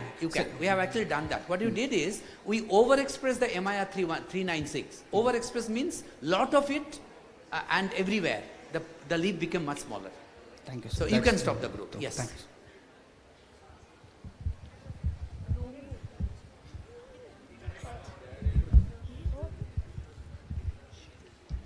Thank you very much, Professor Utpalnath, sir. Sir, thank you, sir, for wonderful session. I have one specific question. If there are any environmental factors, topographic factors, edaphic factors, or in any different canopy levels, it is responsible for changes in leaf? Good question. Part of you have already answered that when we did the leaf at different levels in the plant, it is exactly same. We did in two different cities, which is separated by 1,500 kilometers in Banaras and Bangalore. The same species is showing the same polarity, the same polar growth. So I think it is not environmentally regulated, it is regulated by genetic mechanism. Okay. Yeah. Thank you, sir. Yeah, I think it is done. Yeah. Thank you. Yeah. Any further questions could be taken up later. Thank you very much, sir, for this beautiful lecture session. Thank you for all your, thank you for gracing us today. I now request Professor Hari Prasad, sir, Chairperson, Department of Chemistry, to present a token of appreciation to Professor Utpalnath, sir.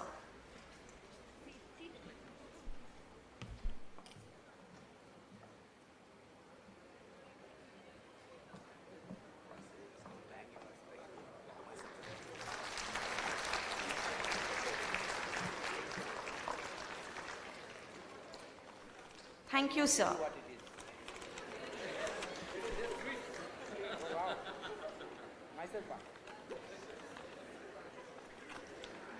I now request everyone to take a tea break and gather back in 15 minutes for session 2.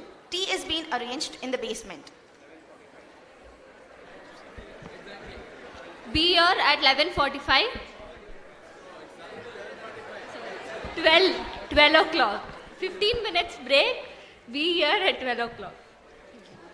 No, she meant 11:45 p.m.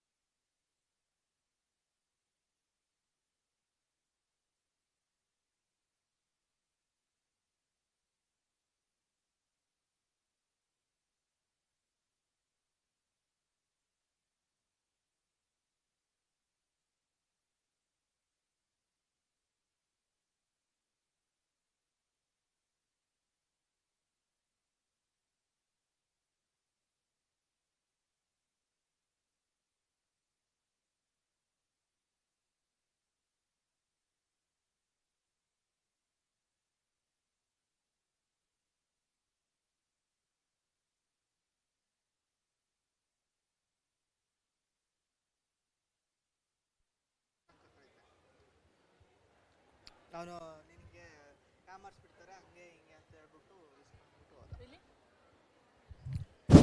ಇಲ್ಲ of ಮಾಡಿ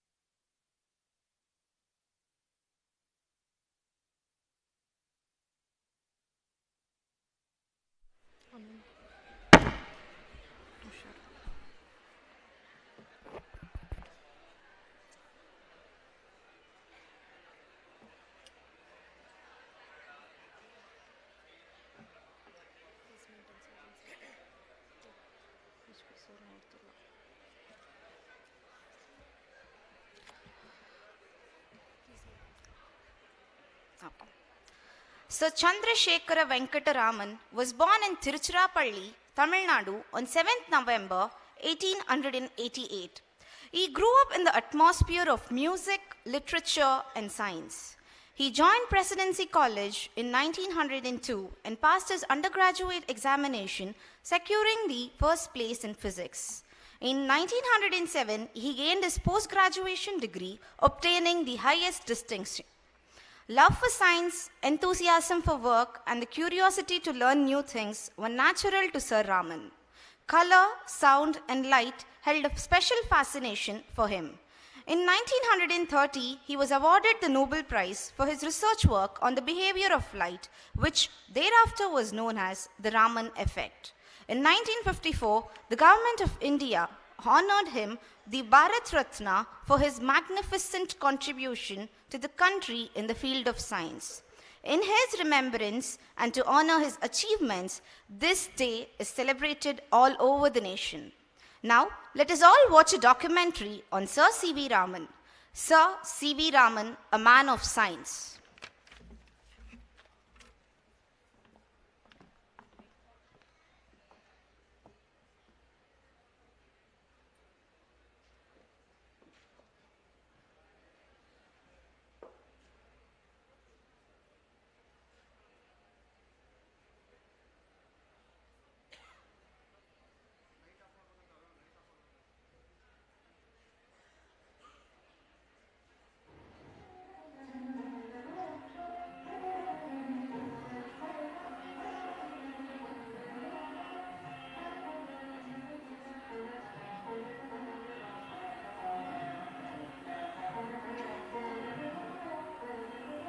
Indian News Review presents a special interview with Dr. C.V. Raman on his recent book, The Physiology of Vision, and his more recent discovery of the origin of floral colors. Nature, you see, does her best in a garden. She is putting out her loveliest for our benefit. It's up to us to try and understand what she does and why she does it. To find, you see, the world around us is full of objects that demand. When I look at, I got that big bunch of jacaranda flowers. Almost amazing sight. Hundreds of flowers, all identical, all showing the same lovely blue color. Why is this? Why does it look almost lovely blue color, you know? I wish I could present you the bunch of that. I've got trees in front, you know. I said, why is that? Why is that? I say, that's how the thing started really, and my work started with jacaranda. I've gone on with other things. No, but that's the whole point. See, the real science begins when you are really interested in something and you want to find out. This was the one with which, this was the one which has always been shouting at me. Sir, here I am. Now tell me why do I show these pants? See this other? Just see that. Ultimately, it was this flower that is responsible for my putting forward these new ideas. You can't get away from the fact. What is the name of the flower? This is Spathoglottis plicta, it's called. Spathoglottis plicta. That's the name of it. I got it from a gardening book. My discovery is the discovery of the fluorochrome. The discovery of the fluorochrome. That is, the color of floral colors are due to this amazing substance which has this peculiar. You have discovered what is responsible for the floral color. Not floral color. Completely new view. A new view on the origin of floral color. A new view on the origin of floral color. You see, and the requisite evidence. You see, that, and then the point was, having got it, I got to explain what it is. What is the natural substance and how does it give these bands? And I thought now it must be, I must find evidence in the behavior of this carbon CO. And there it is. I was felt that I must find some corroboration for this. Otherwise the chemist would not believe such a apparently wild story. Since when have you been working on this? This was discovered only yesterday. Only yesterday? Yesterday I sent for my assistant. I said, come along, look up all the old literature. Let us see if there is anything in the spectroscopic literature which will give me some sort of badly needed support. And here it is. What? Precisely, you know what I mean? What do you mean? Same position. Same position, the same substance, the same thing, high pressure, you don't expect to flow at and low pressure. High pressure band, high pressure CO, that is the carbon monoxide band, give this sequence of lines in the precise number and the precise position and the precise intensity. I want to explain this. Does this not underline the need for original and constructive thinking? Of course, on the part of young people. Courageous thinking, you know. In fact, I have insulated myself in this garden. So it enables me to think without being disturbed. And you people come and disturb me. No, but you see, it needs a certain... Do you think, sir, that you need expensive equipment in order to do good? Well, sir, I wish I had equipment, but I don't have it, so that I've got to get on without it. So the difficulty is there's no question at all that we are in India. We are handicapped in many ways. No money, no equipment, and all the world throwing its goods at us. We have no time to do anything except try to absorb what they tell us. You see, and we have no time to think. So that's all very well. I don't think we have to think where we find it. Work and think and study and do something about it. Get ideas, test them out. You have to be very honest with yourself. Don't be satisfied with half-hearted explanations. Go to the root of the matter and take photographs, study. Do what you can with what equipment you possess. I'm not going to tell you the price I bought it, but I tell you the price which I think is worth now. I think not less than £1 lakh rupees. You know what I mean? Lovely pocket spectroscope, sir. Little pocket spectroscope, lovely thing, you know. There it is. Look at it like that. Very pretty thing.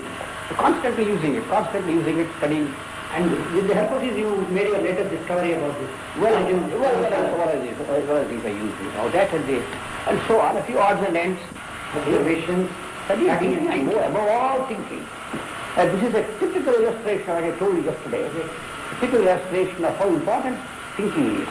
I will think now what could have produced this thing. And I come to the conclusion that it must be the oxygen atom, locked between two carbon atoms, you know what I mean? And it's sometimes bound to this and sometimes bound to that. And there is this change from one to the other that is reflected in this optical behavior. And so I said this carbon molecule, CO, they must have found something. We should support this idea, and to my astonishment I find that they have actually got the high pressure CO bands are exactly what is wanted to explain the form of colors. As I say, it's up to a man to really make the best of this environment.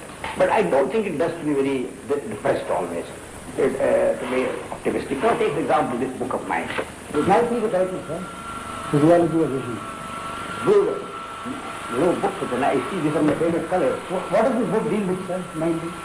About the whole range of vision, the whole subject of vision. All phenomena, you see, it is called the physiology of vision.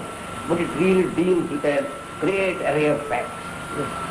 An array of facts. Most of them are new interpretations. Great many. I have got here, in fact, one of my assistants has actually written up a summary of this book is all here. You see, is not just one more book of its kind. It is different. You know what I mean? Yes, it does not conform to rigid thought patterns and so on and so on. The whole thing. No, but I think the chief thing is to take some pleasure in your work. And you stress in, no, you see, you must take good care to keep physical health. One especially have enough rest, enough fresh air, enough exercise. Then of course, apart from the body, the mind, you must keep it fresh, don't fog the mind with all sorts of things. And then the spirit, you see, behind the mind is also the spirit. The spirit is, the word spirit means really elan, you know what I mean?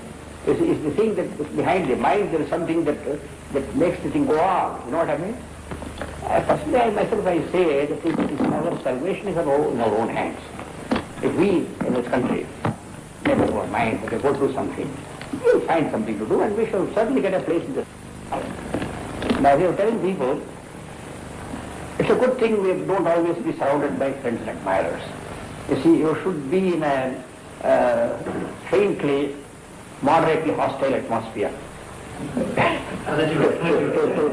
to moderately, I would say very moderately hostile atmosphere, so that you will always be alert and we always be up and doing and see now that they don't take you for granted. And you must exert yourself. That the stimulus is very needed. See, a stimulus is, sometimes they say, it is not a spirit of mutual admiration. To a certain extent, criticism, even hostility, provided it is not carried too far, is good for a man.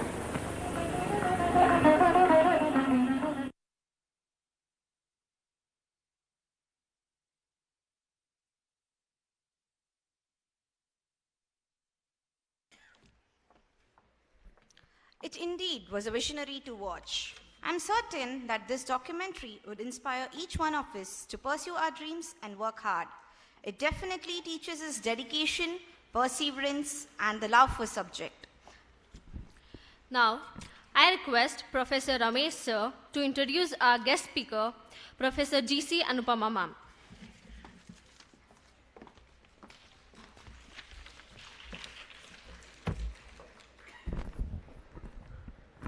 Good morning, one and all.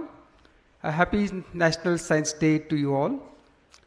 Continuing with our lecture series, we will have our second lecture by Professor G.C. Anupama, who is Senior Professor at Indian Institute of Astrophysics. She was student of National College, Bengaluru for her undergraduate studies. Then she joined University of Pune for PG. After completing her PG from University of Pune, she joined Indian Institute of Astrophysics for her PhD. Her thesis title is on studies of classical and recurrent novae. She had many projects from national and international funding agencies such as Science and Engineering Research Board, New Delhi, and Indo-US Science and Technology Forum. She has produced around 200 publications in national and international journals and over 6,000 citations. 6,000. A big applause to Professor Anupama for such a great, huge number of citations. She has produced 7 PhDs, and her scientific interests, research interests are novae and related systems, supernovae, gamma ray burst sources, activities in galaxies, development of astronautical facilities. Professor Anupama has many scientific recognitions. For example, she is a fellow of National Academy of Sciences, Allahabad. She is a fellow of Indian Academy of Sciences, Bengaluru. She is a fellow of Indian National Science Academy, FNA, and she is editor of Bulletin Astronomical Society of India. She is also president of Astronomical Society of India. And of course, she is a recipient of Karnataka government's Sir C.V. Raman Young Scientist Award for the year 2001. With this small introduction, I invite Professor G.C. Anupama to deliver lecture, to take over. Professor G.C. Anupama, please. Thank you.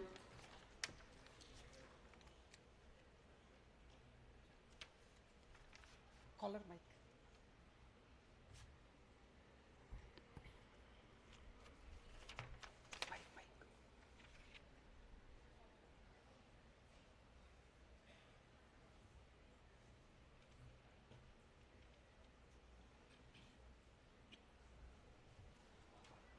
Thank you for the introduction.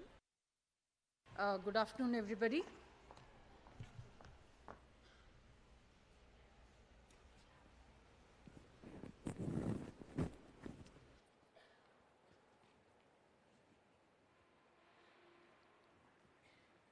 I hope the tea and coffee has woken you up.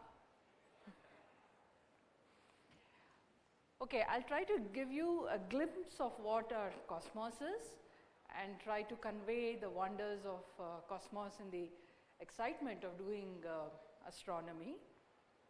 So,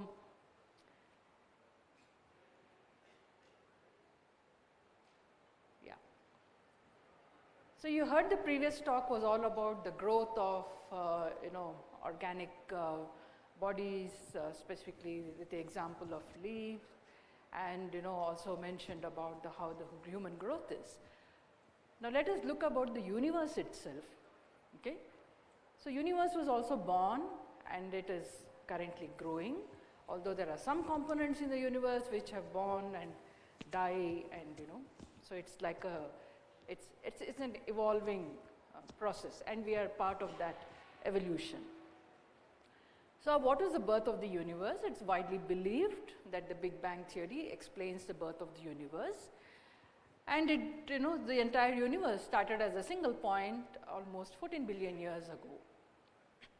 This is called the Big Bang, and the entire universe is supposed to have originated from a primordial hot gas which cooled as it expanded, and it continues to expand. Okay.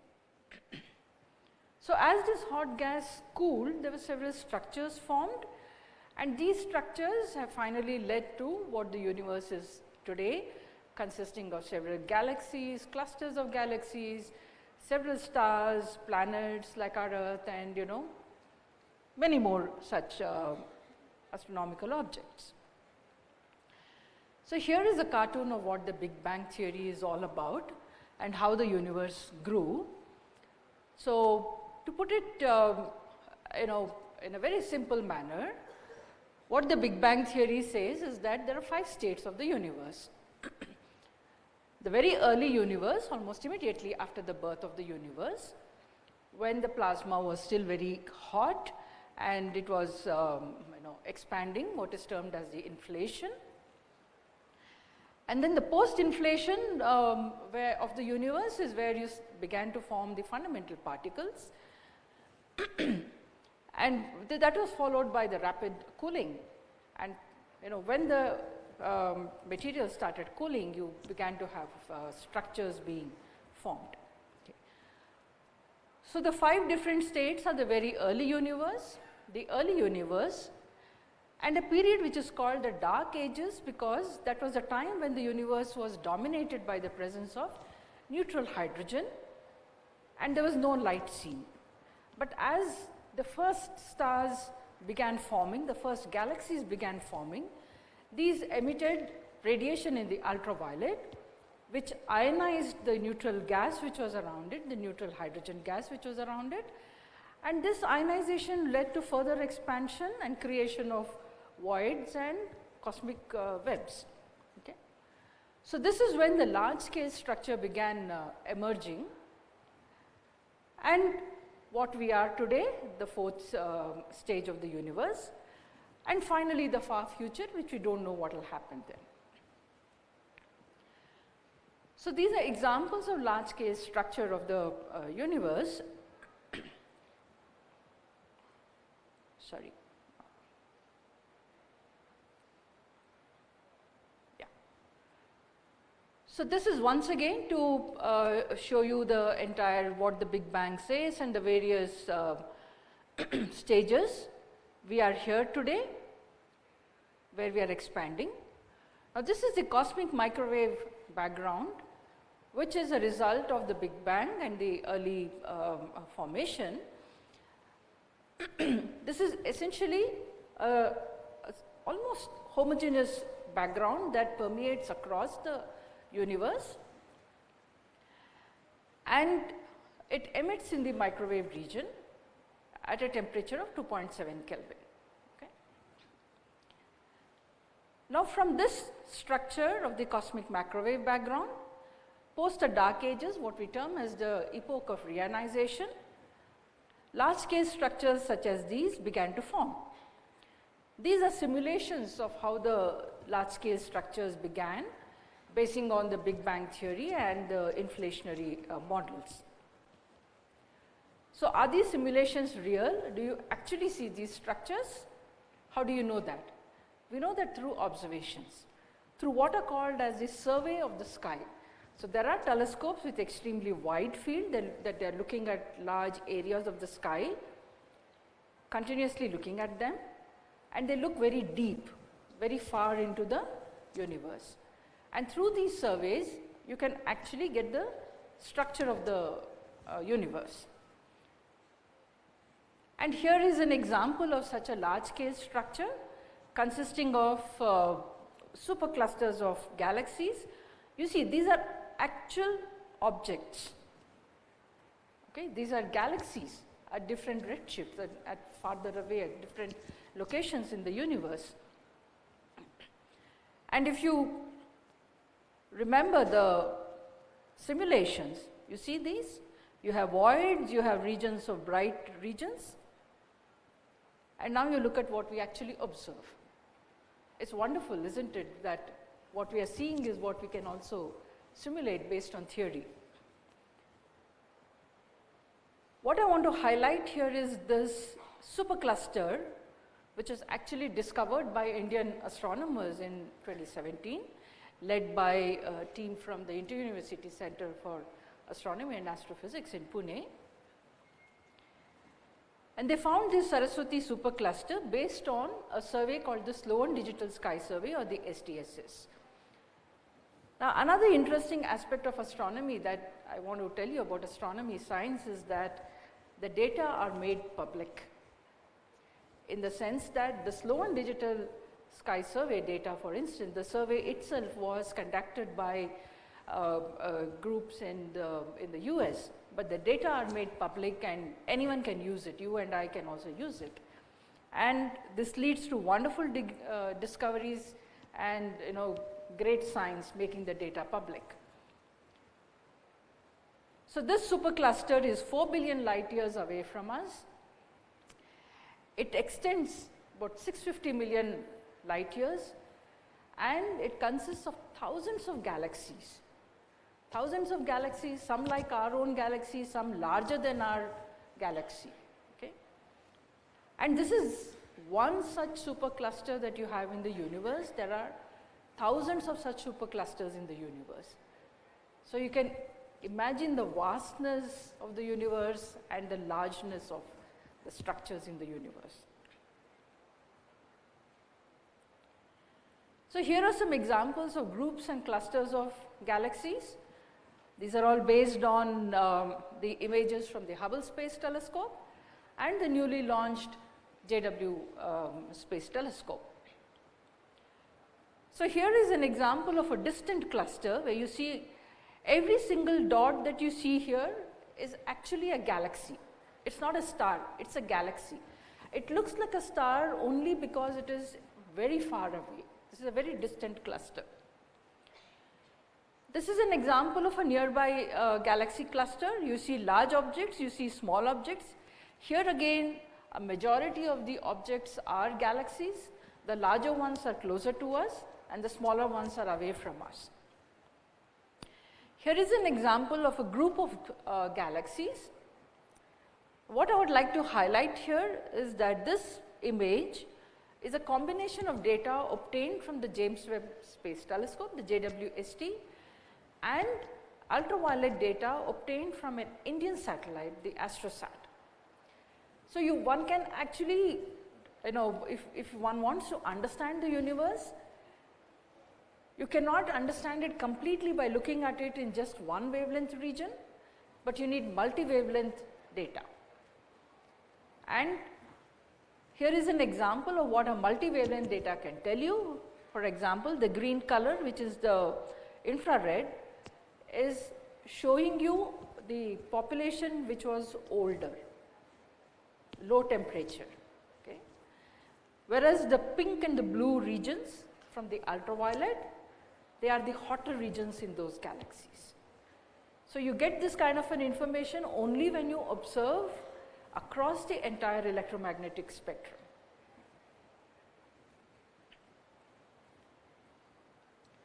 So again, here is an example of clusters of galaxies. Of particular interest is this one, again a combination of the JWST image and an X-ray satellite called Chandra. What you see is, I want to draw your attention to this blue patch over here. Okay? So this blue patch is actually a halo seen in the X-ray from the central galaxy that is there. Okay. So the halo extends way beyond the actual mass of the main mass of the galaxy. And how do we know that, where these galaxies are all actually sitting, which ones are closer and which ones are farther away from us? By getting a spectrum of the galaxy and measuring what we call as a redshift. You all know the Doppler effect. What does a Doppler effect say? What happens to objects that are closer moving towards us? Which direction does it?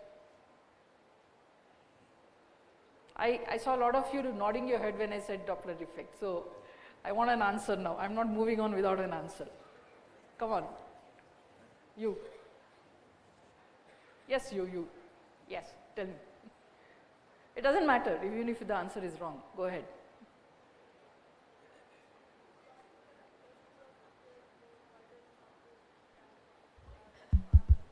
They appear redder. Yes? Good. Perfect answer. Yes. So it is exactly this that we use to estimate the distance and to figure out whether the object is moving away from us or coming towards us. And when we get the spectrum of the galaxies, we find that the lines are red shifted. They are shifted towards the red. Here is the spectrum with the lines. You see these absorption features. The dark lines are actually absorbed from the continuum. They are shifted towards the red in a galaxy which is moving away from us. Okay. So this is how we estimate the distances to the galaxies and various objects. So moving on from the galaxies, the clusters, the supercluster and clusters of galaxies, how do individual galaxies look? Okay. They come again in a variety of morphology. They are seen as spirals, they are seen as ellipticals, and some of them are totally irregular. You can't classify them in any type. Okay. So here are some examples of the ellipticals. But what is common and interesting is that all the galaxies, the composition is more or less the same. It is just that which part of the composition is dominating over the other that makes it look different, that gives it a different color when you observe it in different wavelength regions.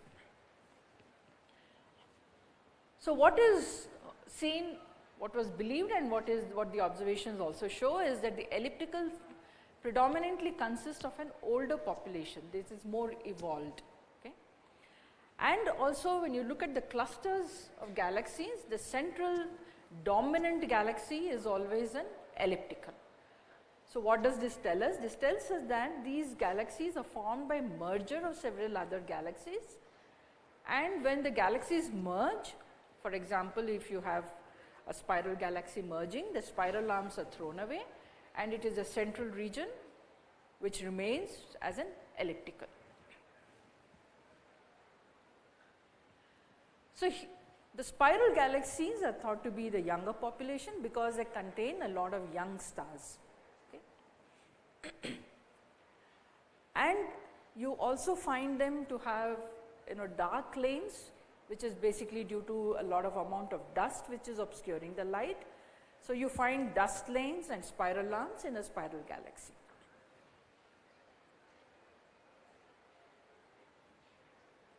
What is there in the central region of the galaxies?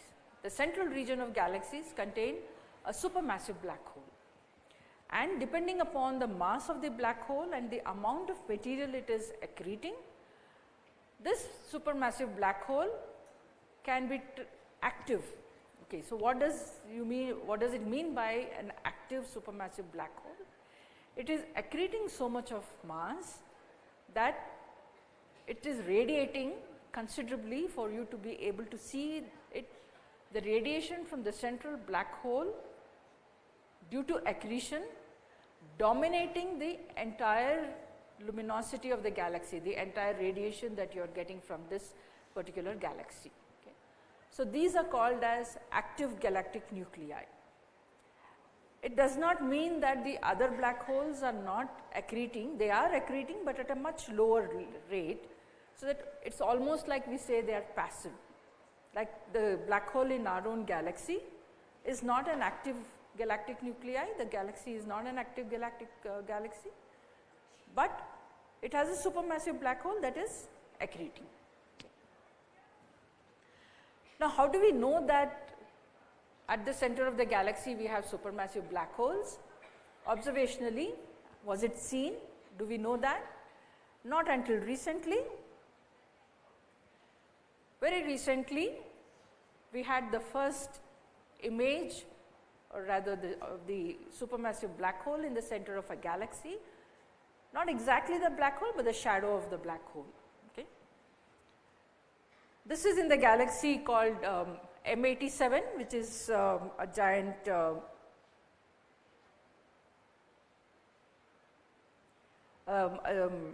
giant elliptical galaxy, which also has an active nucleus.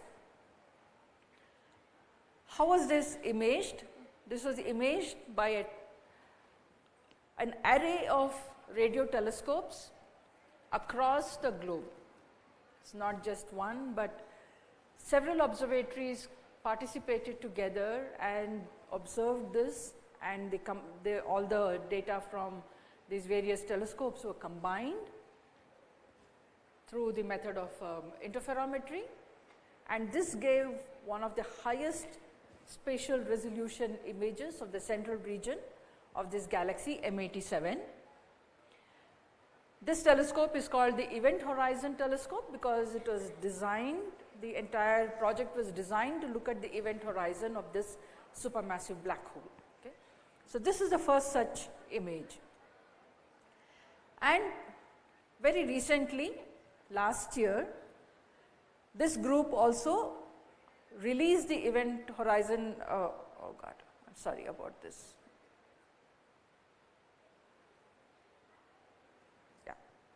They released the image of the central black hole of our own galaxy. Okay.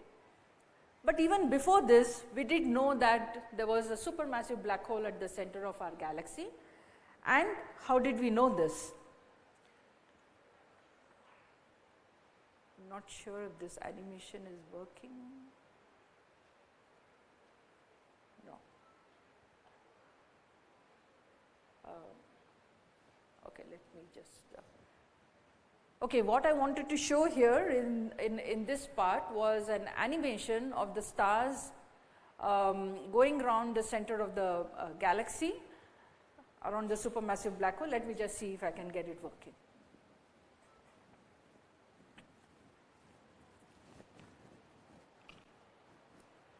Can you just click on that?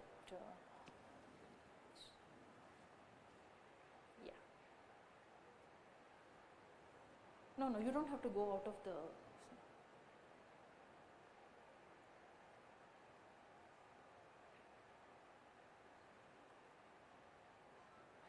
Just click on that. Yeah.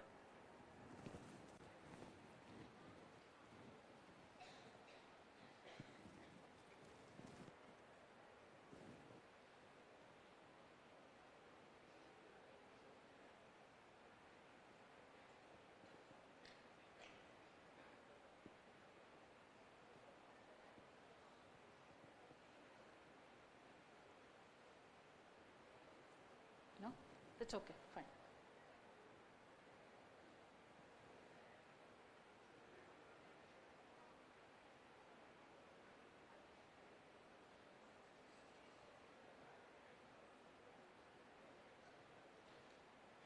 Okay, yeah. So what you see here is there are stars moving around the center of the galaxy, and the movement of these stars is influenced by the mass of the object that is at the center. So here is the orbit of the object which is extremely close to the center, and as you saw that as it came closer to this portion, its movement was much faster. Okay. So using this technique of the rotation of the objects around the center, one can infer what is the mass of the object which is the gravity of which is influencing the motion of these stars. And using that technique, it was there were two groups which actually determined the mass of this central black hole and found it to be a supermassive black hole. And it was for this that both these groups got the Nobel Prize in the year 2020.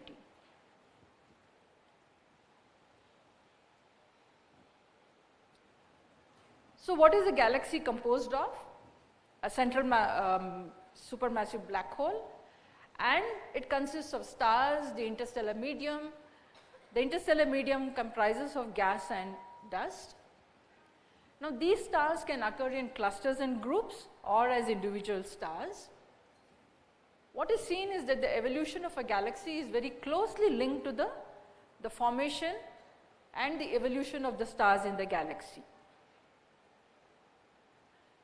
So here are examples of the way stars can form in clusters. They can form in clusters which are termed as globular clusters because of the shape. It looks like a huge globule. And what you see, for example, in this central region, it's not a single object. It consists of thousands of stars. A globular cluster some of them can contain up to a million stars. Okay. And why are we not seeing the individual stars here? It's basically because of the resolution of the telescopes. We cannot resolve these stars at the distance at which these globular clusters are. The globular clusters are the ones which contain slightly older population of stars, slightly evolved stars.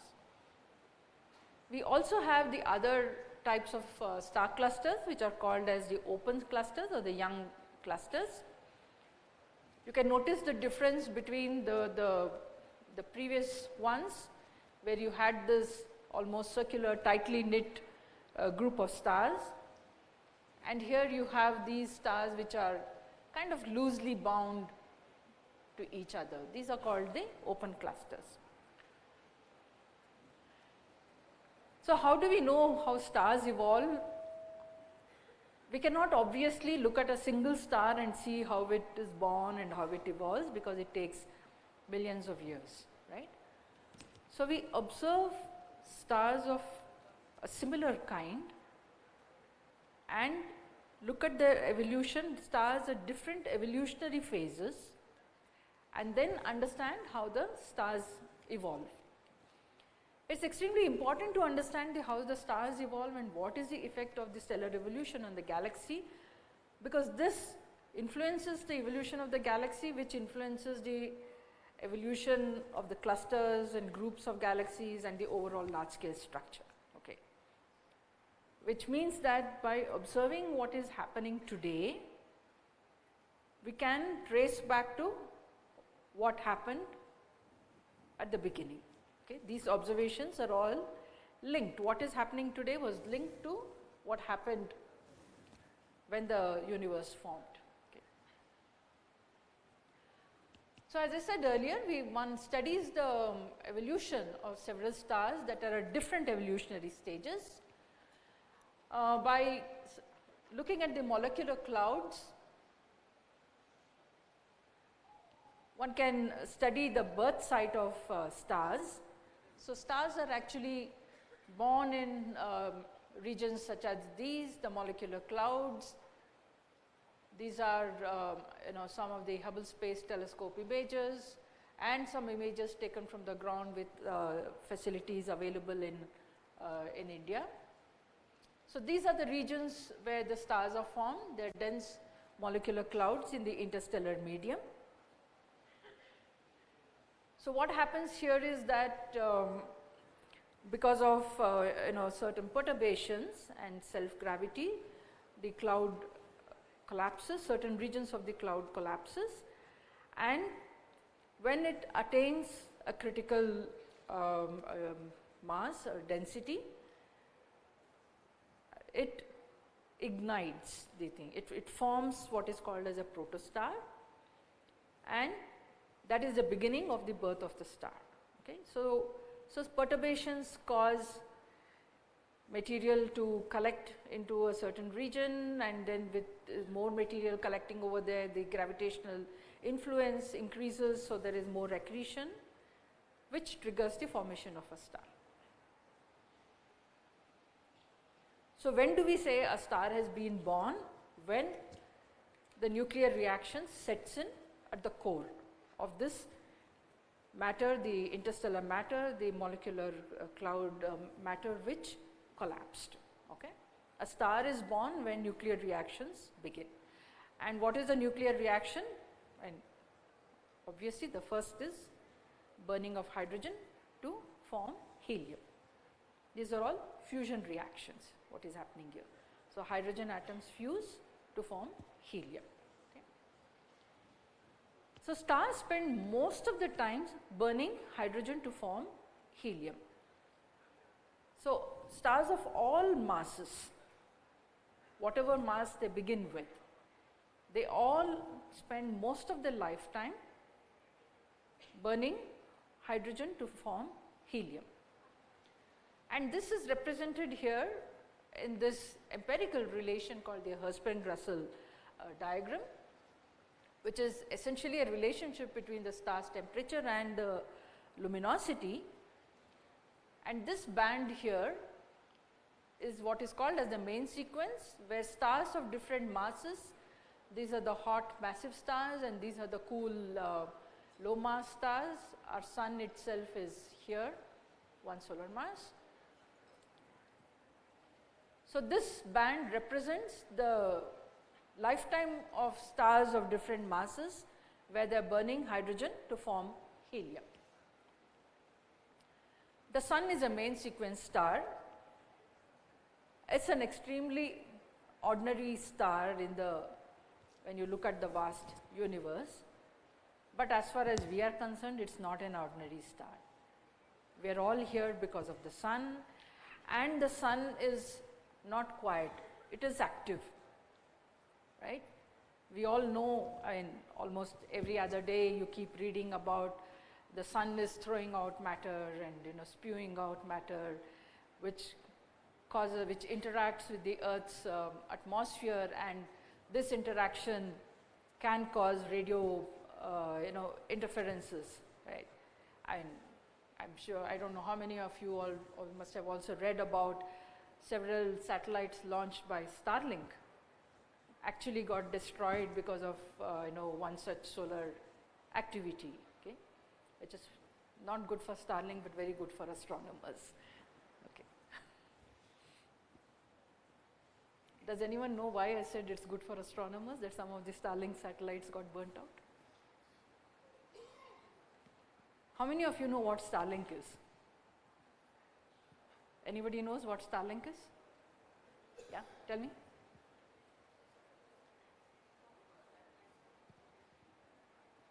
Yeah, and why did I say that astronomers were happy when some satellites got burnt up? Sorry? Louder, louder. It affects, you have these satellites which are emitting and which are fast moving objects, right? And they kind of form trails when we take an image of that portion of the sky where these satellites are. And with so many of them, with thousands of them, you're not seeing astronomical objects, you're only seeing these trails due to satellites. So if these satellites get burnt out, we are very happy. Okay, so the sun is a main sequence star. It is still burning hydrogen, which is very good for us, because what will happen to the sun when it stops burning hydrogen? It will move off the main sequence, it will expand, it will cool, it will expand out, its radius will become much larger than what it is today. It will engulf the Earth, Jupiter, everything. So you will no longer be there. So it's very good for us that the sun is what it is today. When it becomes a red giant, it doesn't matter, we are not going to be there anyway. So a star evolves off the main sequence and goes into the red giant branch. So while the temperature is lower, the luminosity is higher. So how is that? Can anyone tell me why the luminosity is higher although the temperature is lower?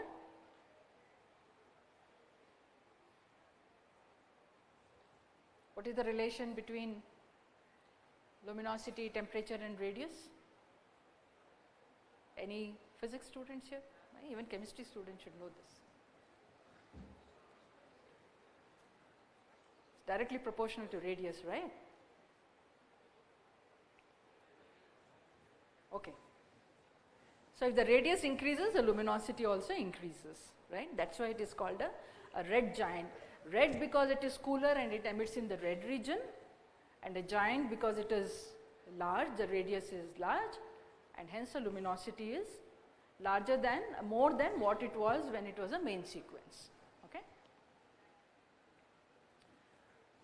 So what happens to a star in the red giant phase? The matter which is outside, the influence of the core, the gravitational influence of the core of this star is much lower in the outer regions. So the outer regions can actually expand out, and this leaves a nebulosity around this central core with a hot star in the center.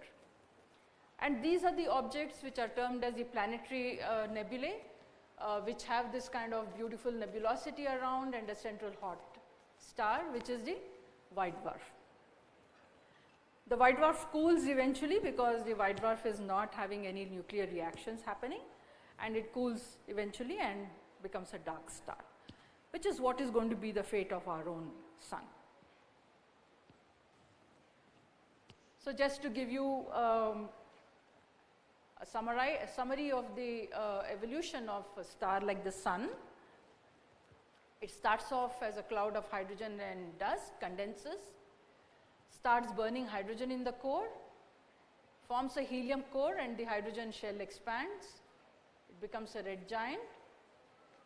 Then you will end up with a white dwarf. Okay? So this is what happens to a star like our sun. Now what happens to the stars which are supermassive, which have mass much more than that of the sun, typically like 10 times that of the sun, or even beyond 100 times that of the sun.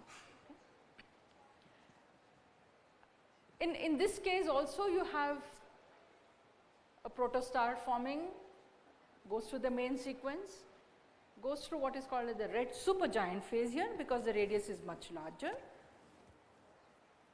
and then something different happens. In the case of the sun, you have the outer layers getting lost and the white dwarf is formed. In this case, something else happens.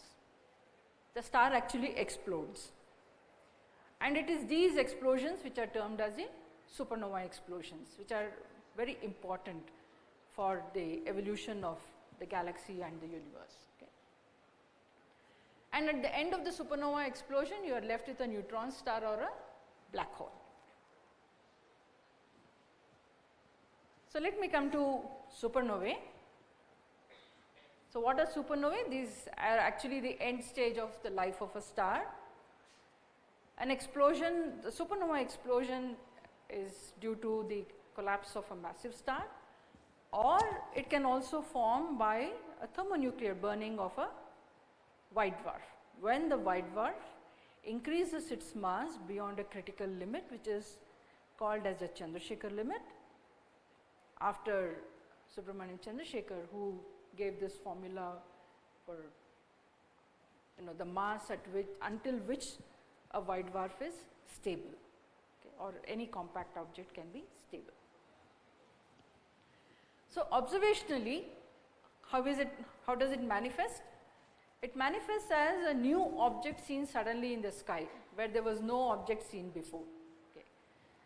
And hence the name of supernova. What is a nova means a new star. Okay. And why are these objects called supernovae? Because earlier there are these objects called novae which were detected in our own galaxy, which are variable stars which have minor explosions. A supernova is a nova which was much brighter, okay, and hence supernova. Okay.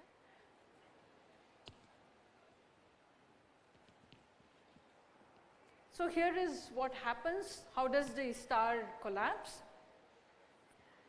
These massive stars have enough material in the core to be able to fuse and form elements all the way up to iron. And we all know that iron is a stable element, so there is no further fusion beyond that. But matter is accreting onto the core, because the outer layers, there is still fusion going on in different layers outside.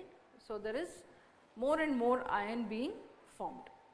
So as there is more and more iron being formed, the density and the pressure keeps increasing in the core, and at some point it becomes unstable and the core collapses on itself. So it is this collapse, when this collapse happens, there is a rebound which creates a shock, and it is this shock which transfers the energy to all the outer layers, which get blown off at extremely high velocities, and this is what leads to what we see as a supernova. Depending upon the mass at the core, how much of mass collapsed, it can either become a neutron star or a black hole. So this is just a cartoon of what I explained on how a supernova explosion happens.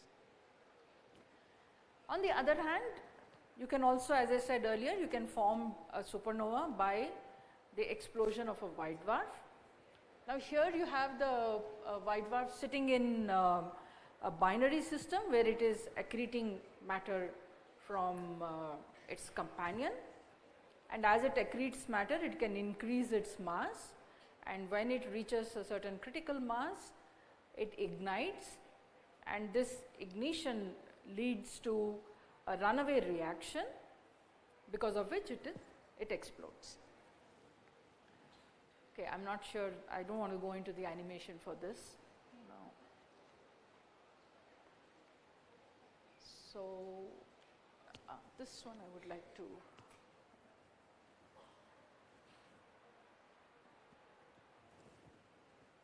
Yeah. So here is a small movie on how you can form supernovae. There are several ways to form supernovae. One is when a white dwarf is accreting matter. This is the white dwarf which is accreting matter from its neighbor, and when it gets at critical density and pressure, it just ignites and explodes out, and it leaves a nebulous material. You can also form, you can have two white dwarfs rotating around each other, and as they are coalescing, they are rotating, they keep losing the angular momentum, and then they coalesce, merge and form a explosion, which again leads to a supernova. The other forms are what we call as the core collapse supernovae. This is the end of a massive star. So as I said, this is like the gravity makes the core collapse and leads to the formation of supernova. Okay, the fourth one is essentially a core collapse, but this is a really massive star which has lost some material from the outer regions. So when the collapse happens, the explosion, the material interacts with the circumstellar material and gives rise to huge amount of luminosity. Yeah. So post the supernova, you have such nebulosity remnants left behind. These are neutron stars or pulsars, which are essentially rotating neutron stars, black hole, and nebular remnants. Now why is this, okay, a slight digression here as to why supernovae are very interesting, because you can use them as the probes for cosmology, because these are extremely luminous objects occurring at all galaxies. Any type of galaxy gives rise to supernovae, particularly the thermonuclear ones, the ones which arise out of a white dwarf.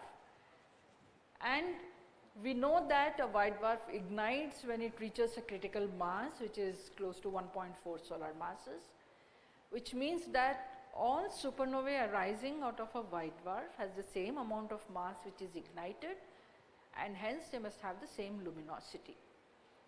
So if one type 1a supernova is appearing fainter than the other, it is only because it is farther away from the one which is brighter.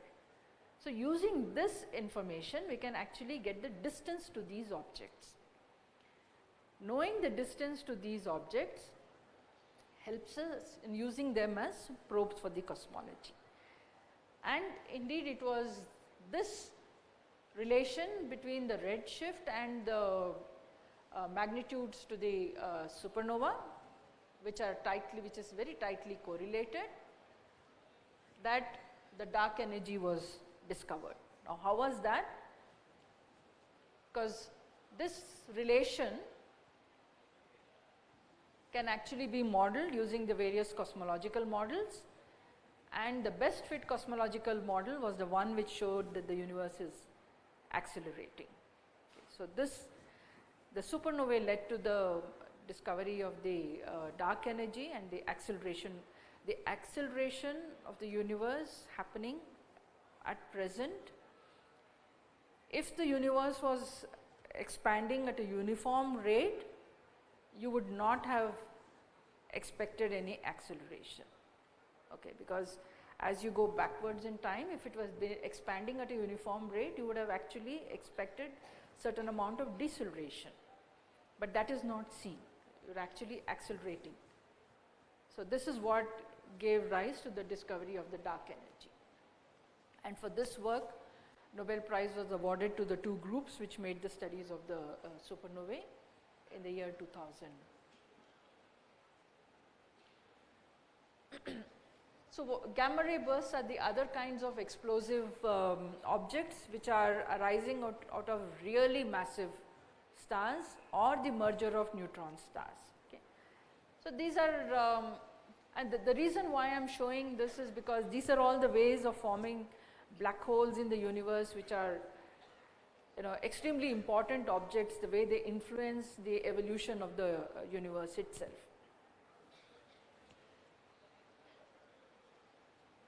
So the mergers of neutron stars and black holes actually give rise to gravitational waves which have been detected.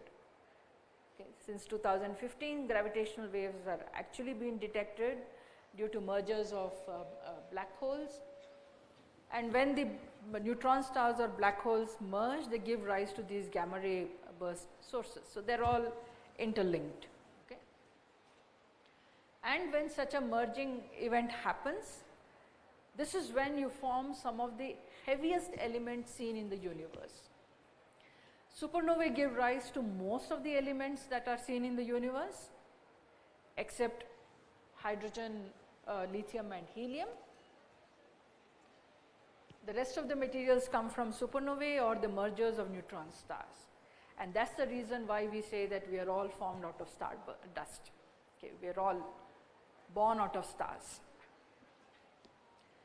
But what happens when this is, you know, because how does this happen is because when a supernova explodes, whatever material has been synthesized in this star goes and merges with the interstellar medium. Okay, so it enriches the chemical composition of the interstellar medium. There are new elements which are produced here which goes and merges. So it increases the abundances of these elements in the interstellar medium.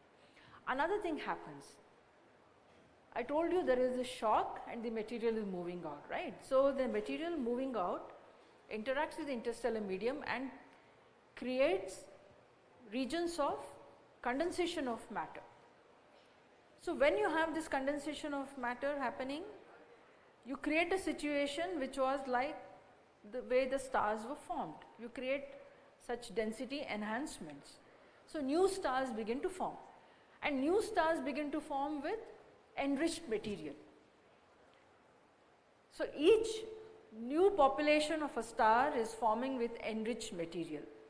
So when we study stars at different evolutionary phases in different parts of the galaxy, we find that there are stars with different levels of chemical composition, the abundances of elements are different, and so we know that, you know, this is an ongoing process.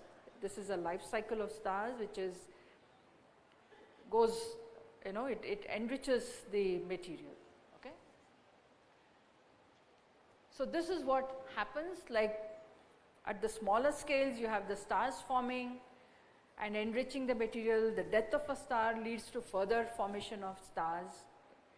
This group of stars form the galaxies. the stars, the clusters of stars, the dust, everything forms galaxies. Groups of galaxies, like our own Milky Way, is in what is called as the local group. These local groups of galaxies form a larger structure called the clusters of galaxies, and the clusters of galaxies are part of the superclusters, which are part of the extreme large scale structure of the universe. So it's a pyramid. Okay. So let me just spend the last few minutes very quickly talking about what are the observing facilities we have in India for doing these kind of astronomy observations. We have a host of 1 to 4 meter class telescopes, very modest sized telescopes, but we can still do good amount of interesting science. These are located across the country. We have one closer here in Kavalur, which has a 2 meter telescope, and one all the way in Ladakh, one of the highest altitude observatories in the world. And in the other wavelength regions, we have the GMRT, the Giant Meter Wave Radio Telescope, which is close to Pune. This is a very unique facility, and as of today, this is one of its kind facility which is operating at low radio frequencies in the whole world. And at Ladakh, there are facilities for observing in the high energy gamma rays called the MAIS. These work on the Cherenkov imaging techniques. And we have the AstroSat, which is a multi-wavelength space observatory, India's first multi-wavelength space observatory, which has instruments to observe in the hard X-rays, in the soft X-rays, in the ultraviolet, and in the optical. And in the future, we will have access to one of the extremely large telescopes being built in the world, the 30 meter telescope. India is a partner in this project at a 10% partnership, and as a part of our partnership, there are various components that we are delivering, some extremely key components that India is delivering. So there are a lot of industries involved, over 100 industries involved with us in this particular project, apart from what we do in the institutes. I'm mentioning this because we are also open to students coming and doing small term projects. So anybody interested, please keep in mind that you can approach us. India is also part of the next generation radio telescopes. Here again, we are having very significant contribution. And India will be part of the gravitational wave collaboration. The LIGO India is going to be located in India, in Hingoli in Maharashtra. So basically, we'll be able to do what is termed as multi-messenger astronomy, that is the entire electromagnetic range, as well as the gravitational waves. So this is what the future holds for us, and very soon we'll be launching the solar observatory, which will be located at the Lagrangian point L1. It will be looking at the sun and observing the sun all the time, particularly interested in understanding the various kinds of activities which happen in the sun. So this launch is expected sometime this year. So these are some of the facilities that I'm just giving you a glimpse of. There are other planned facilities that I'll not talk about because some of them are still in the very early stages. So to wind up, I've kind of given you just a small glimpse of the universe. It's extremely vast and ever changing. Our knowledge is minimal. There's a lot more to know. And that's where, we need more and more the younger generation of people coming into the field. It's an extremely exciting field. And I want to emphasize that astronomy encompasses almost all areas of science and technology. To build telescopes, you need technology, you need extremely high precision technology, you need engineers of all kind, civil engineers, electronics engineers, software engineers, mechanical engineers, name it, you need them to build telescopes, to build observatories, right? And you have astronomy requiring chemistry, requiring physics, requiring biology. Astrobiology is something which is upcoming. What is astrobiology? Anybody knows what is astrobiology?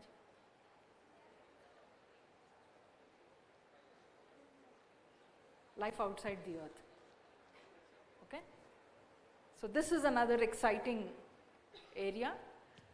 So astronomy, I would not be wrong if I say it's the mother of all science.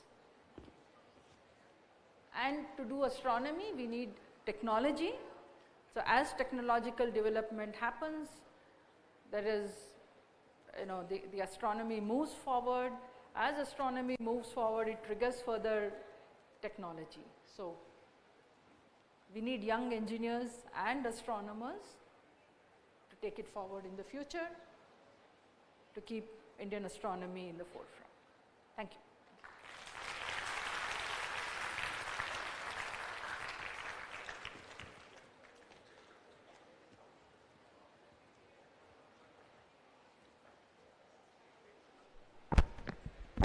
Thank you, ma'am. Now the session is open for questions.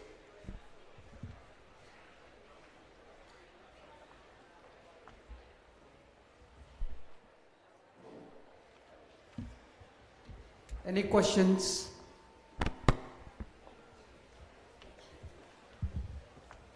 In the newspapers, they give us pictures of these supernovae exploding. For how long duration of time can you see those stars which are exploding, or should I say the supernovae which are exploding? Yeah. So what happens when the supernova explodes is, if you're looking, for example, in the optical, it has a rise, it rises to a maximum luminosity and then it declines. Okay. So the rise time is typically a couple of weeks. And most supernovae are discovered just about the maximum time. But the decline happens at a much slower rate.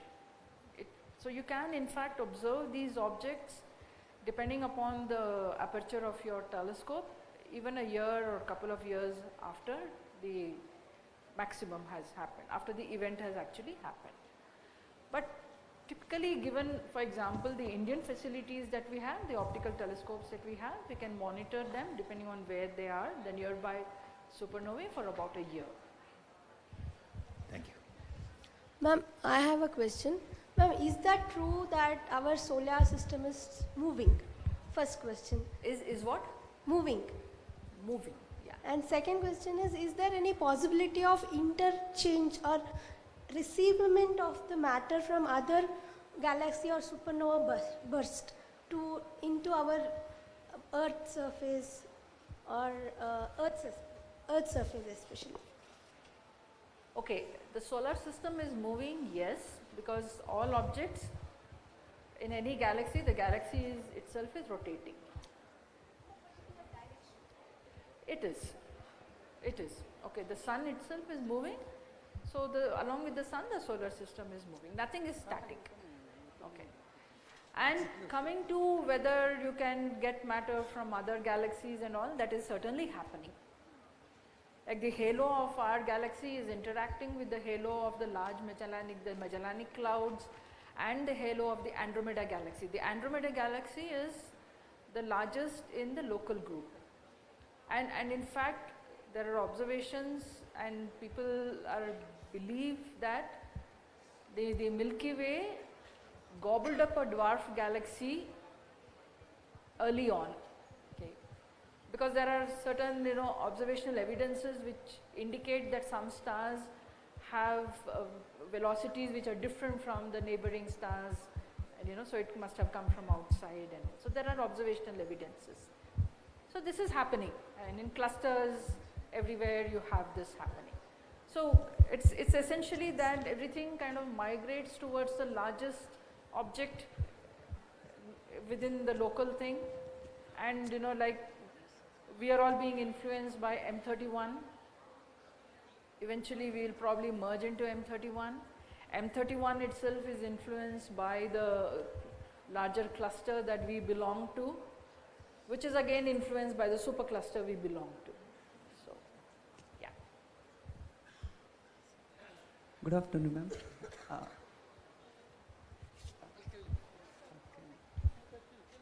Yes, sir. Yeah, go ahead. Thank you for giving us a wonderful presentation, ma'am.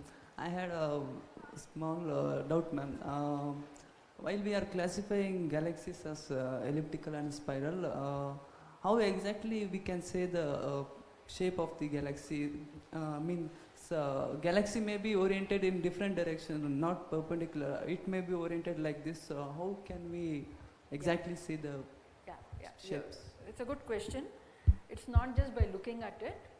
We also do actual measurements, and there are various methods of modeling this, by which you can actually break it into different components, like what we call as a bulge or the disk. Okay, the way the light falls across these various components behaves differently.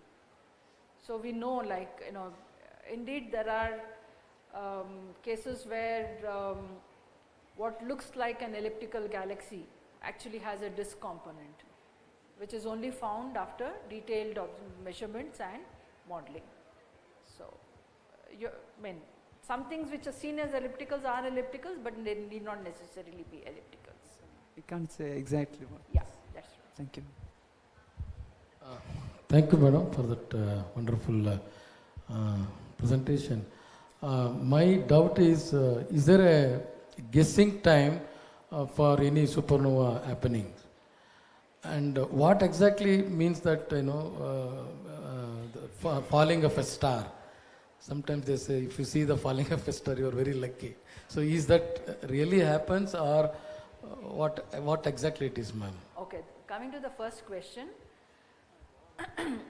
we know what type of stars form supernovae, and we can kind of anticipate that these are the stars which will get blown off. Okay. And there are some stars, like for example Betelgeuse, which people think will blow up as a supernova, but there are counter theories which say that it need not become a supernova. So yeah, it's not that certain, but there are also instances of stars, and if you remember the movie I showed you, the fourth type of a supernova where the star lost its outer material. In recent times, we have been seeing an increased number of such objects. So we can anticipate that maybe this star will blow off as a supernova in the next few years. So you keep monitoring that. Okay. So that way you can, but it's not a fixed thing that you can say this star is going to blow off tomorrow, kind of. Coming to your next question on falling stars, these are meteors. So these are objects which come into our solar system. They could be part of the solar system, or some of them could be coming from outside also, we don't know. Which come, and they, because of the Earth's gravity, they actually come into the thing, and as it is coming through the Earth's atmosphere, it burns up. And that is why you see it as, it's falling and burning up, so you see it as a trail. Okay. So depending upon the size of these meteorites, some of them just burn up in the atmosphere. You don't find anything falling on the Earth, but some of them actually come and fall on the Earth. Thank you, madam. No, is there any relation to luck? Relation? Luck. Luck for what? Falling stars. No, it's unscientific. Because I have seen a movie, Kuch Kuch Hota Hai. कुछ होता है, कुछ भी हो सकता है. One last question, madam. I'm sorry I should not have asked this, but still, your personal opinion, Does the Big Bang theory hold good, or is it the steady state theory? Okay, so all observational evidences so far seem to be pointing towards the Big Bang theory, but you can never say anything. As of today, the Big Bang theory is what holds. Yeah, that's all I can say. But with more observations coming in, the deeper we look, we don't know.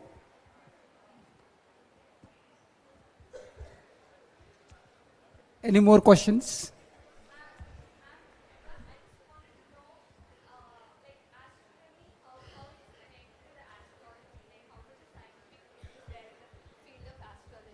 I don't answer. Repeat your question. Astrology. No. Repeat your question. No, I don't want to hear the question. Thank you.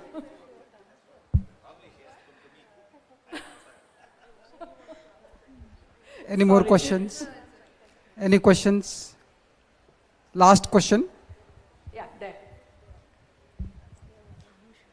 Go back.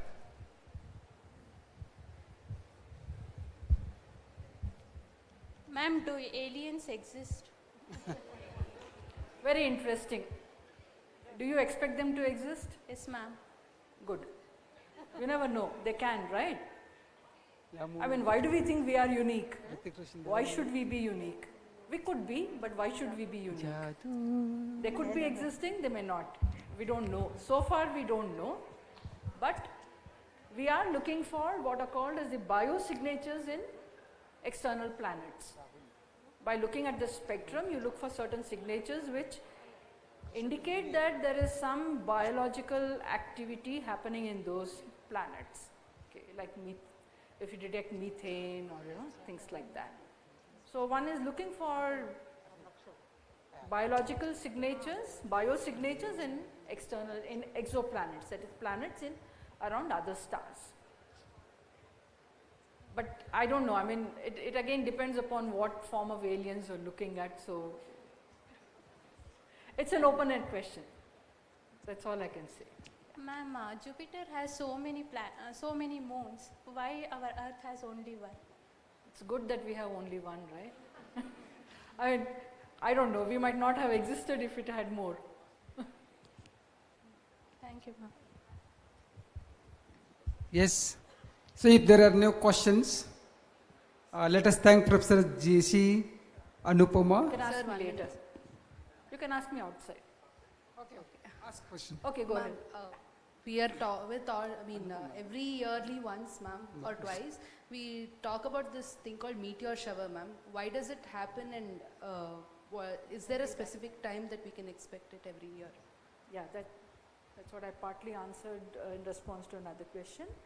These meteor showers are happening because of objects probably in the asteroid belt, the small bodies. Okay, and they happen twice a year because of the concentration of these objects along in the direction of certain constellations which are seen in certain times of the year. And as I said, when they come closer to the Earth, they can be influenced by the Earth's gravity, which will make them fall into our... Okay, if there are no questions, you can ask outside also. If there are no questions, let us thank Professor G.C. Anupama for taking us to Galaxy. Thank you. And let's come back from Galaxy to lunch. Thank you, Professor Ramesh sir. Thank you, Professor G.C. Anupama ma'am, for gracing us today with this beautiful lecture and answering our questions. Thank you, ma'am. Now I request Professor P.R. Chaitanya ma'am to present the token of appreciation to G.C. Anupama ma'am.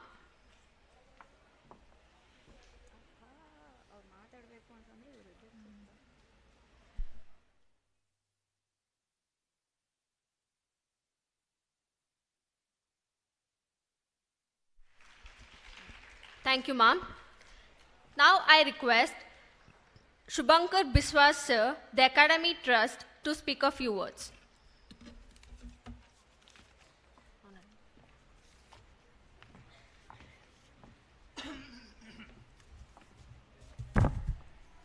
Good afternoon, everybody. Can you hear me?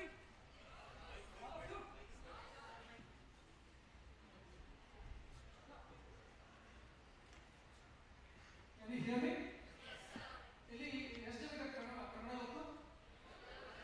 ಎಲ್ಲರಿಗೂ ಗೊತ್ತಾ? Today is what day? Can somebody tell me? ಅರ್ಥ ಏನು? We were talking about serious questions and silly questions. This man got a Nobel Prize for asking the silliest question possible. You know what that question was? Why is the sky blue? What? A 6-year-old, 5-year-old child will ask that question, right? Why is the sky blue? Adults don't ask this kind of stupid questions, right? This man got a Nobel Prize for asking that silly 5-year-old question. All scientists are silly 5-year, 6-year-old children. All scientists, trust me, are children who refuse to grow up. Yakandre, today's day there is a song actually Kannadadalli. ನೋಡಿದ್ದು ಸುಳ್ಳಾಗಬಹುದು, ಕೇಳಿದ್ದು ಸುಳ್ಳಾಗಬಹುದು, ನಿಜವೂ ತಿಳಿಯುವುದು. In today's world of Google and satellite TV and this and social media, everything, there are a million voices telling you so many things. You don't know what is true, what is false. If you are a rational human being, if you are a Homo sapiens, you have only one job. Ask questions like this man did. Ask questions. Nodiddu sulladaಬಹುದು. Today's day is National Science Day because we talk about Raman effect. What is Raman effect? Somebody said, he asked, why is sky blue? A very big gentleman, very famous scientist called Rayleigh said, it is reflection of the sky. He asked, why is the sea blue? Water of the sea blue. So big man said, it is just the reflection of the sky. He didn't listen to it. He asked that silly question again.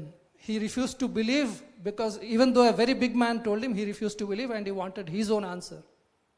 So nodiddu sulladabodu, keliddu sulladabodu. The big man said he didn't believe. So don't believe any bullshit that you hear from even big people. Okay? Nidhaniki yochisbeku. Right? So there are some very interesting things in this book, like anecdotes, like this very interesting anecdotes. It took me more than 10 years to make this book. I'm an artist and I'm a science propagator.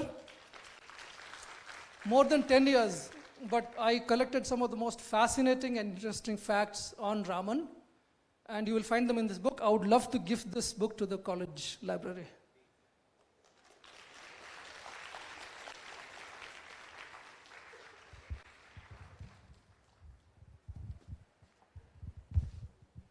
You have only one job. Ask silly questions. Okay? No question is silly. Answers may be stupid, but no question is silly. The 5-year-old who asks silly questions is the biggest scientist. And you should never forget that you were once a 5-year-old, 6-year-old child. Never forget that. This man used to run behind butterflies in our campus. I come from the Indian Academy of Sciences, which this man established.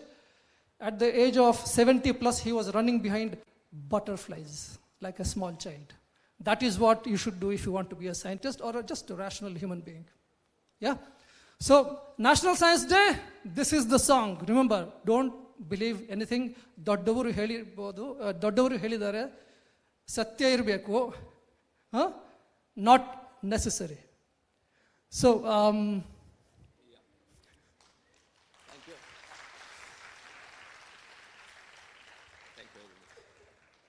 ask questions on a daily basis. Don't take things because somebody told you. Right? Thanks. This is what National Science Day means. This is the actual Raman effect. Okay? Thank you all. One second. So this is our small token of appreciation for your wonderful gesture. Thank you very much.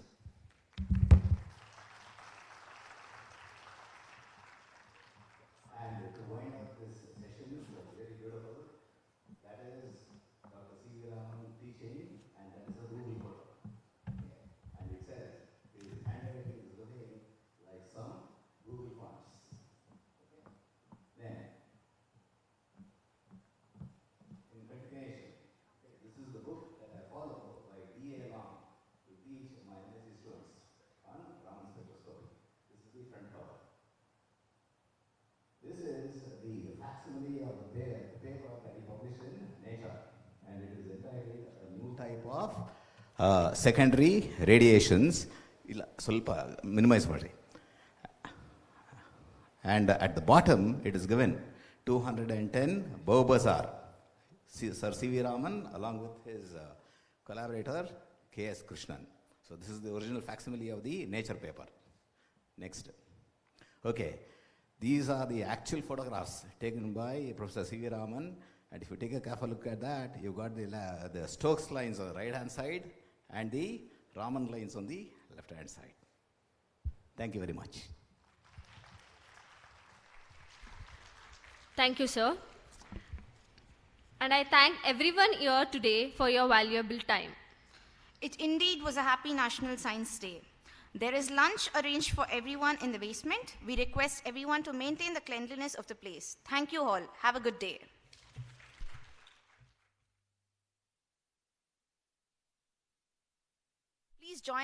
Please join us for lunch.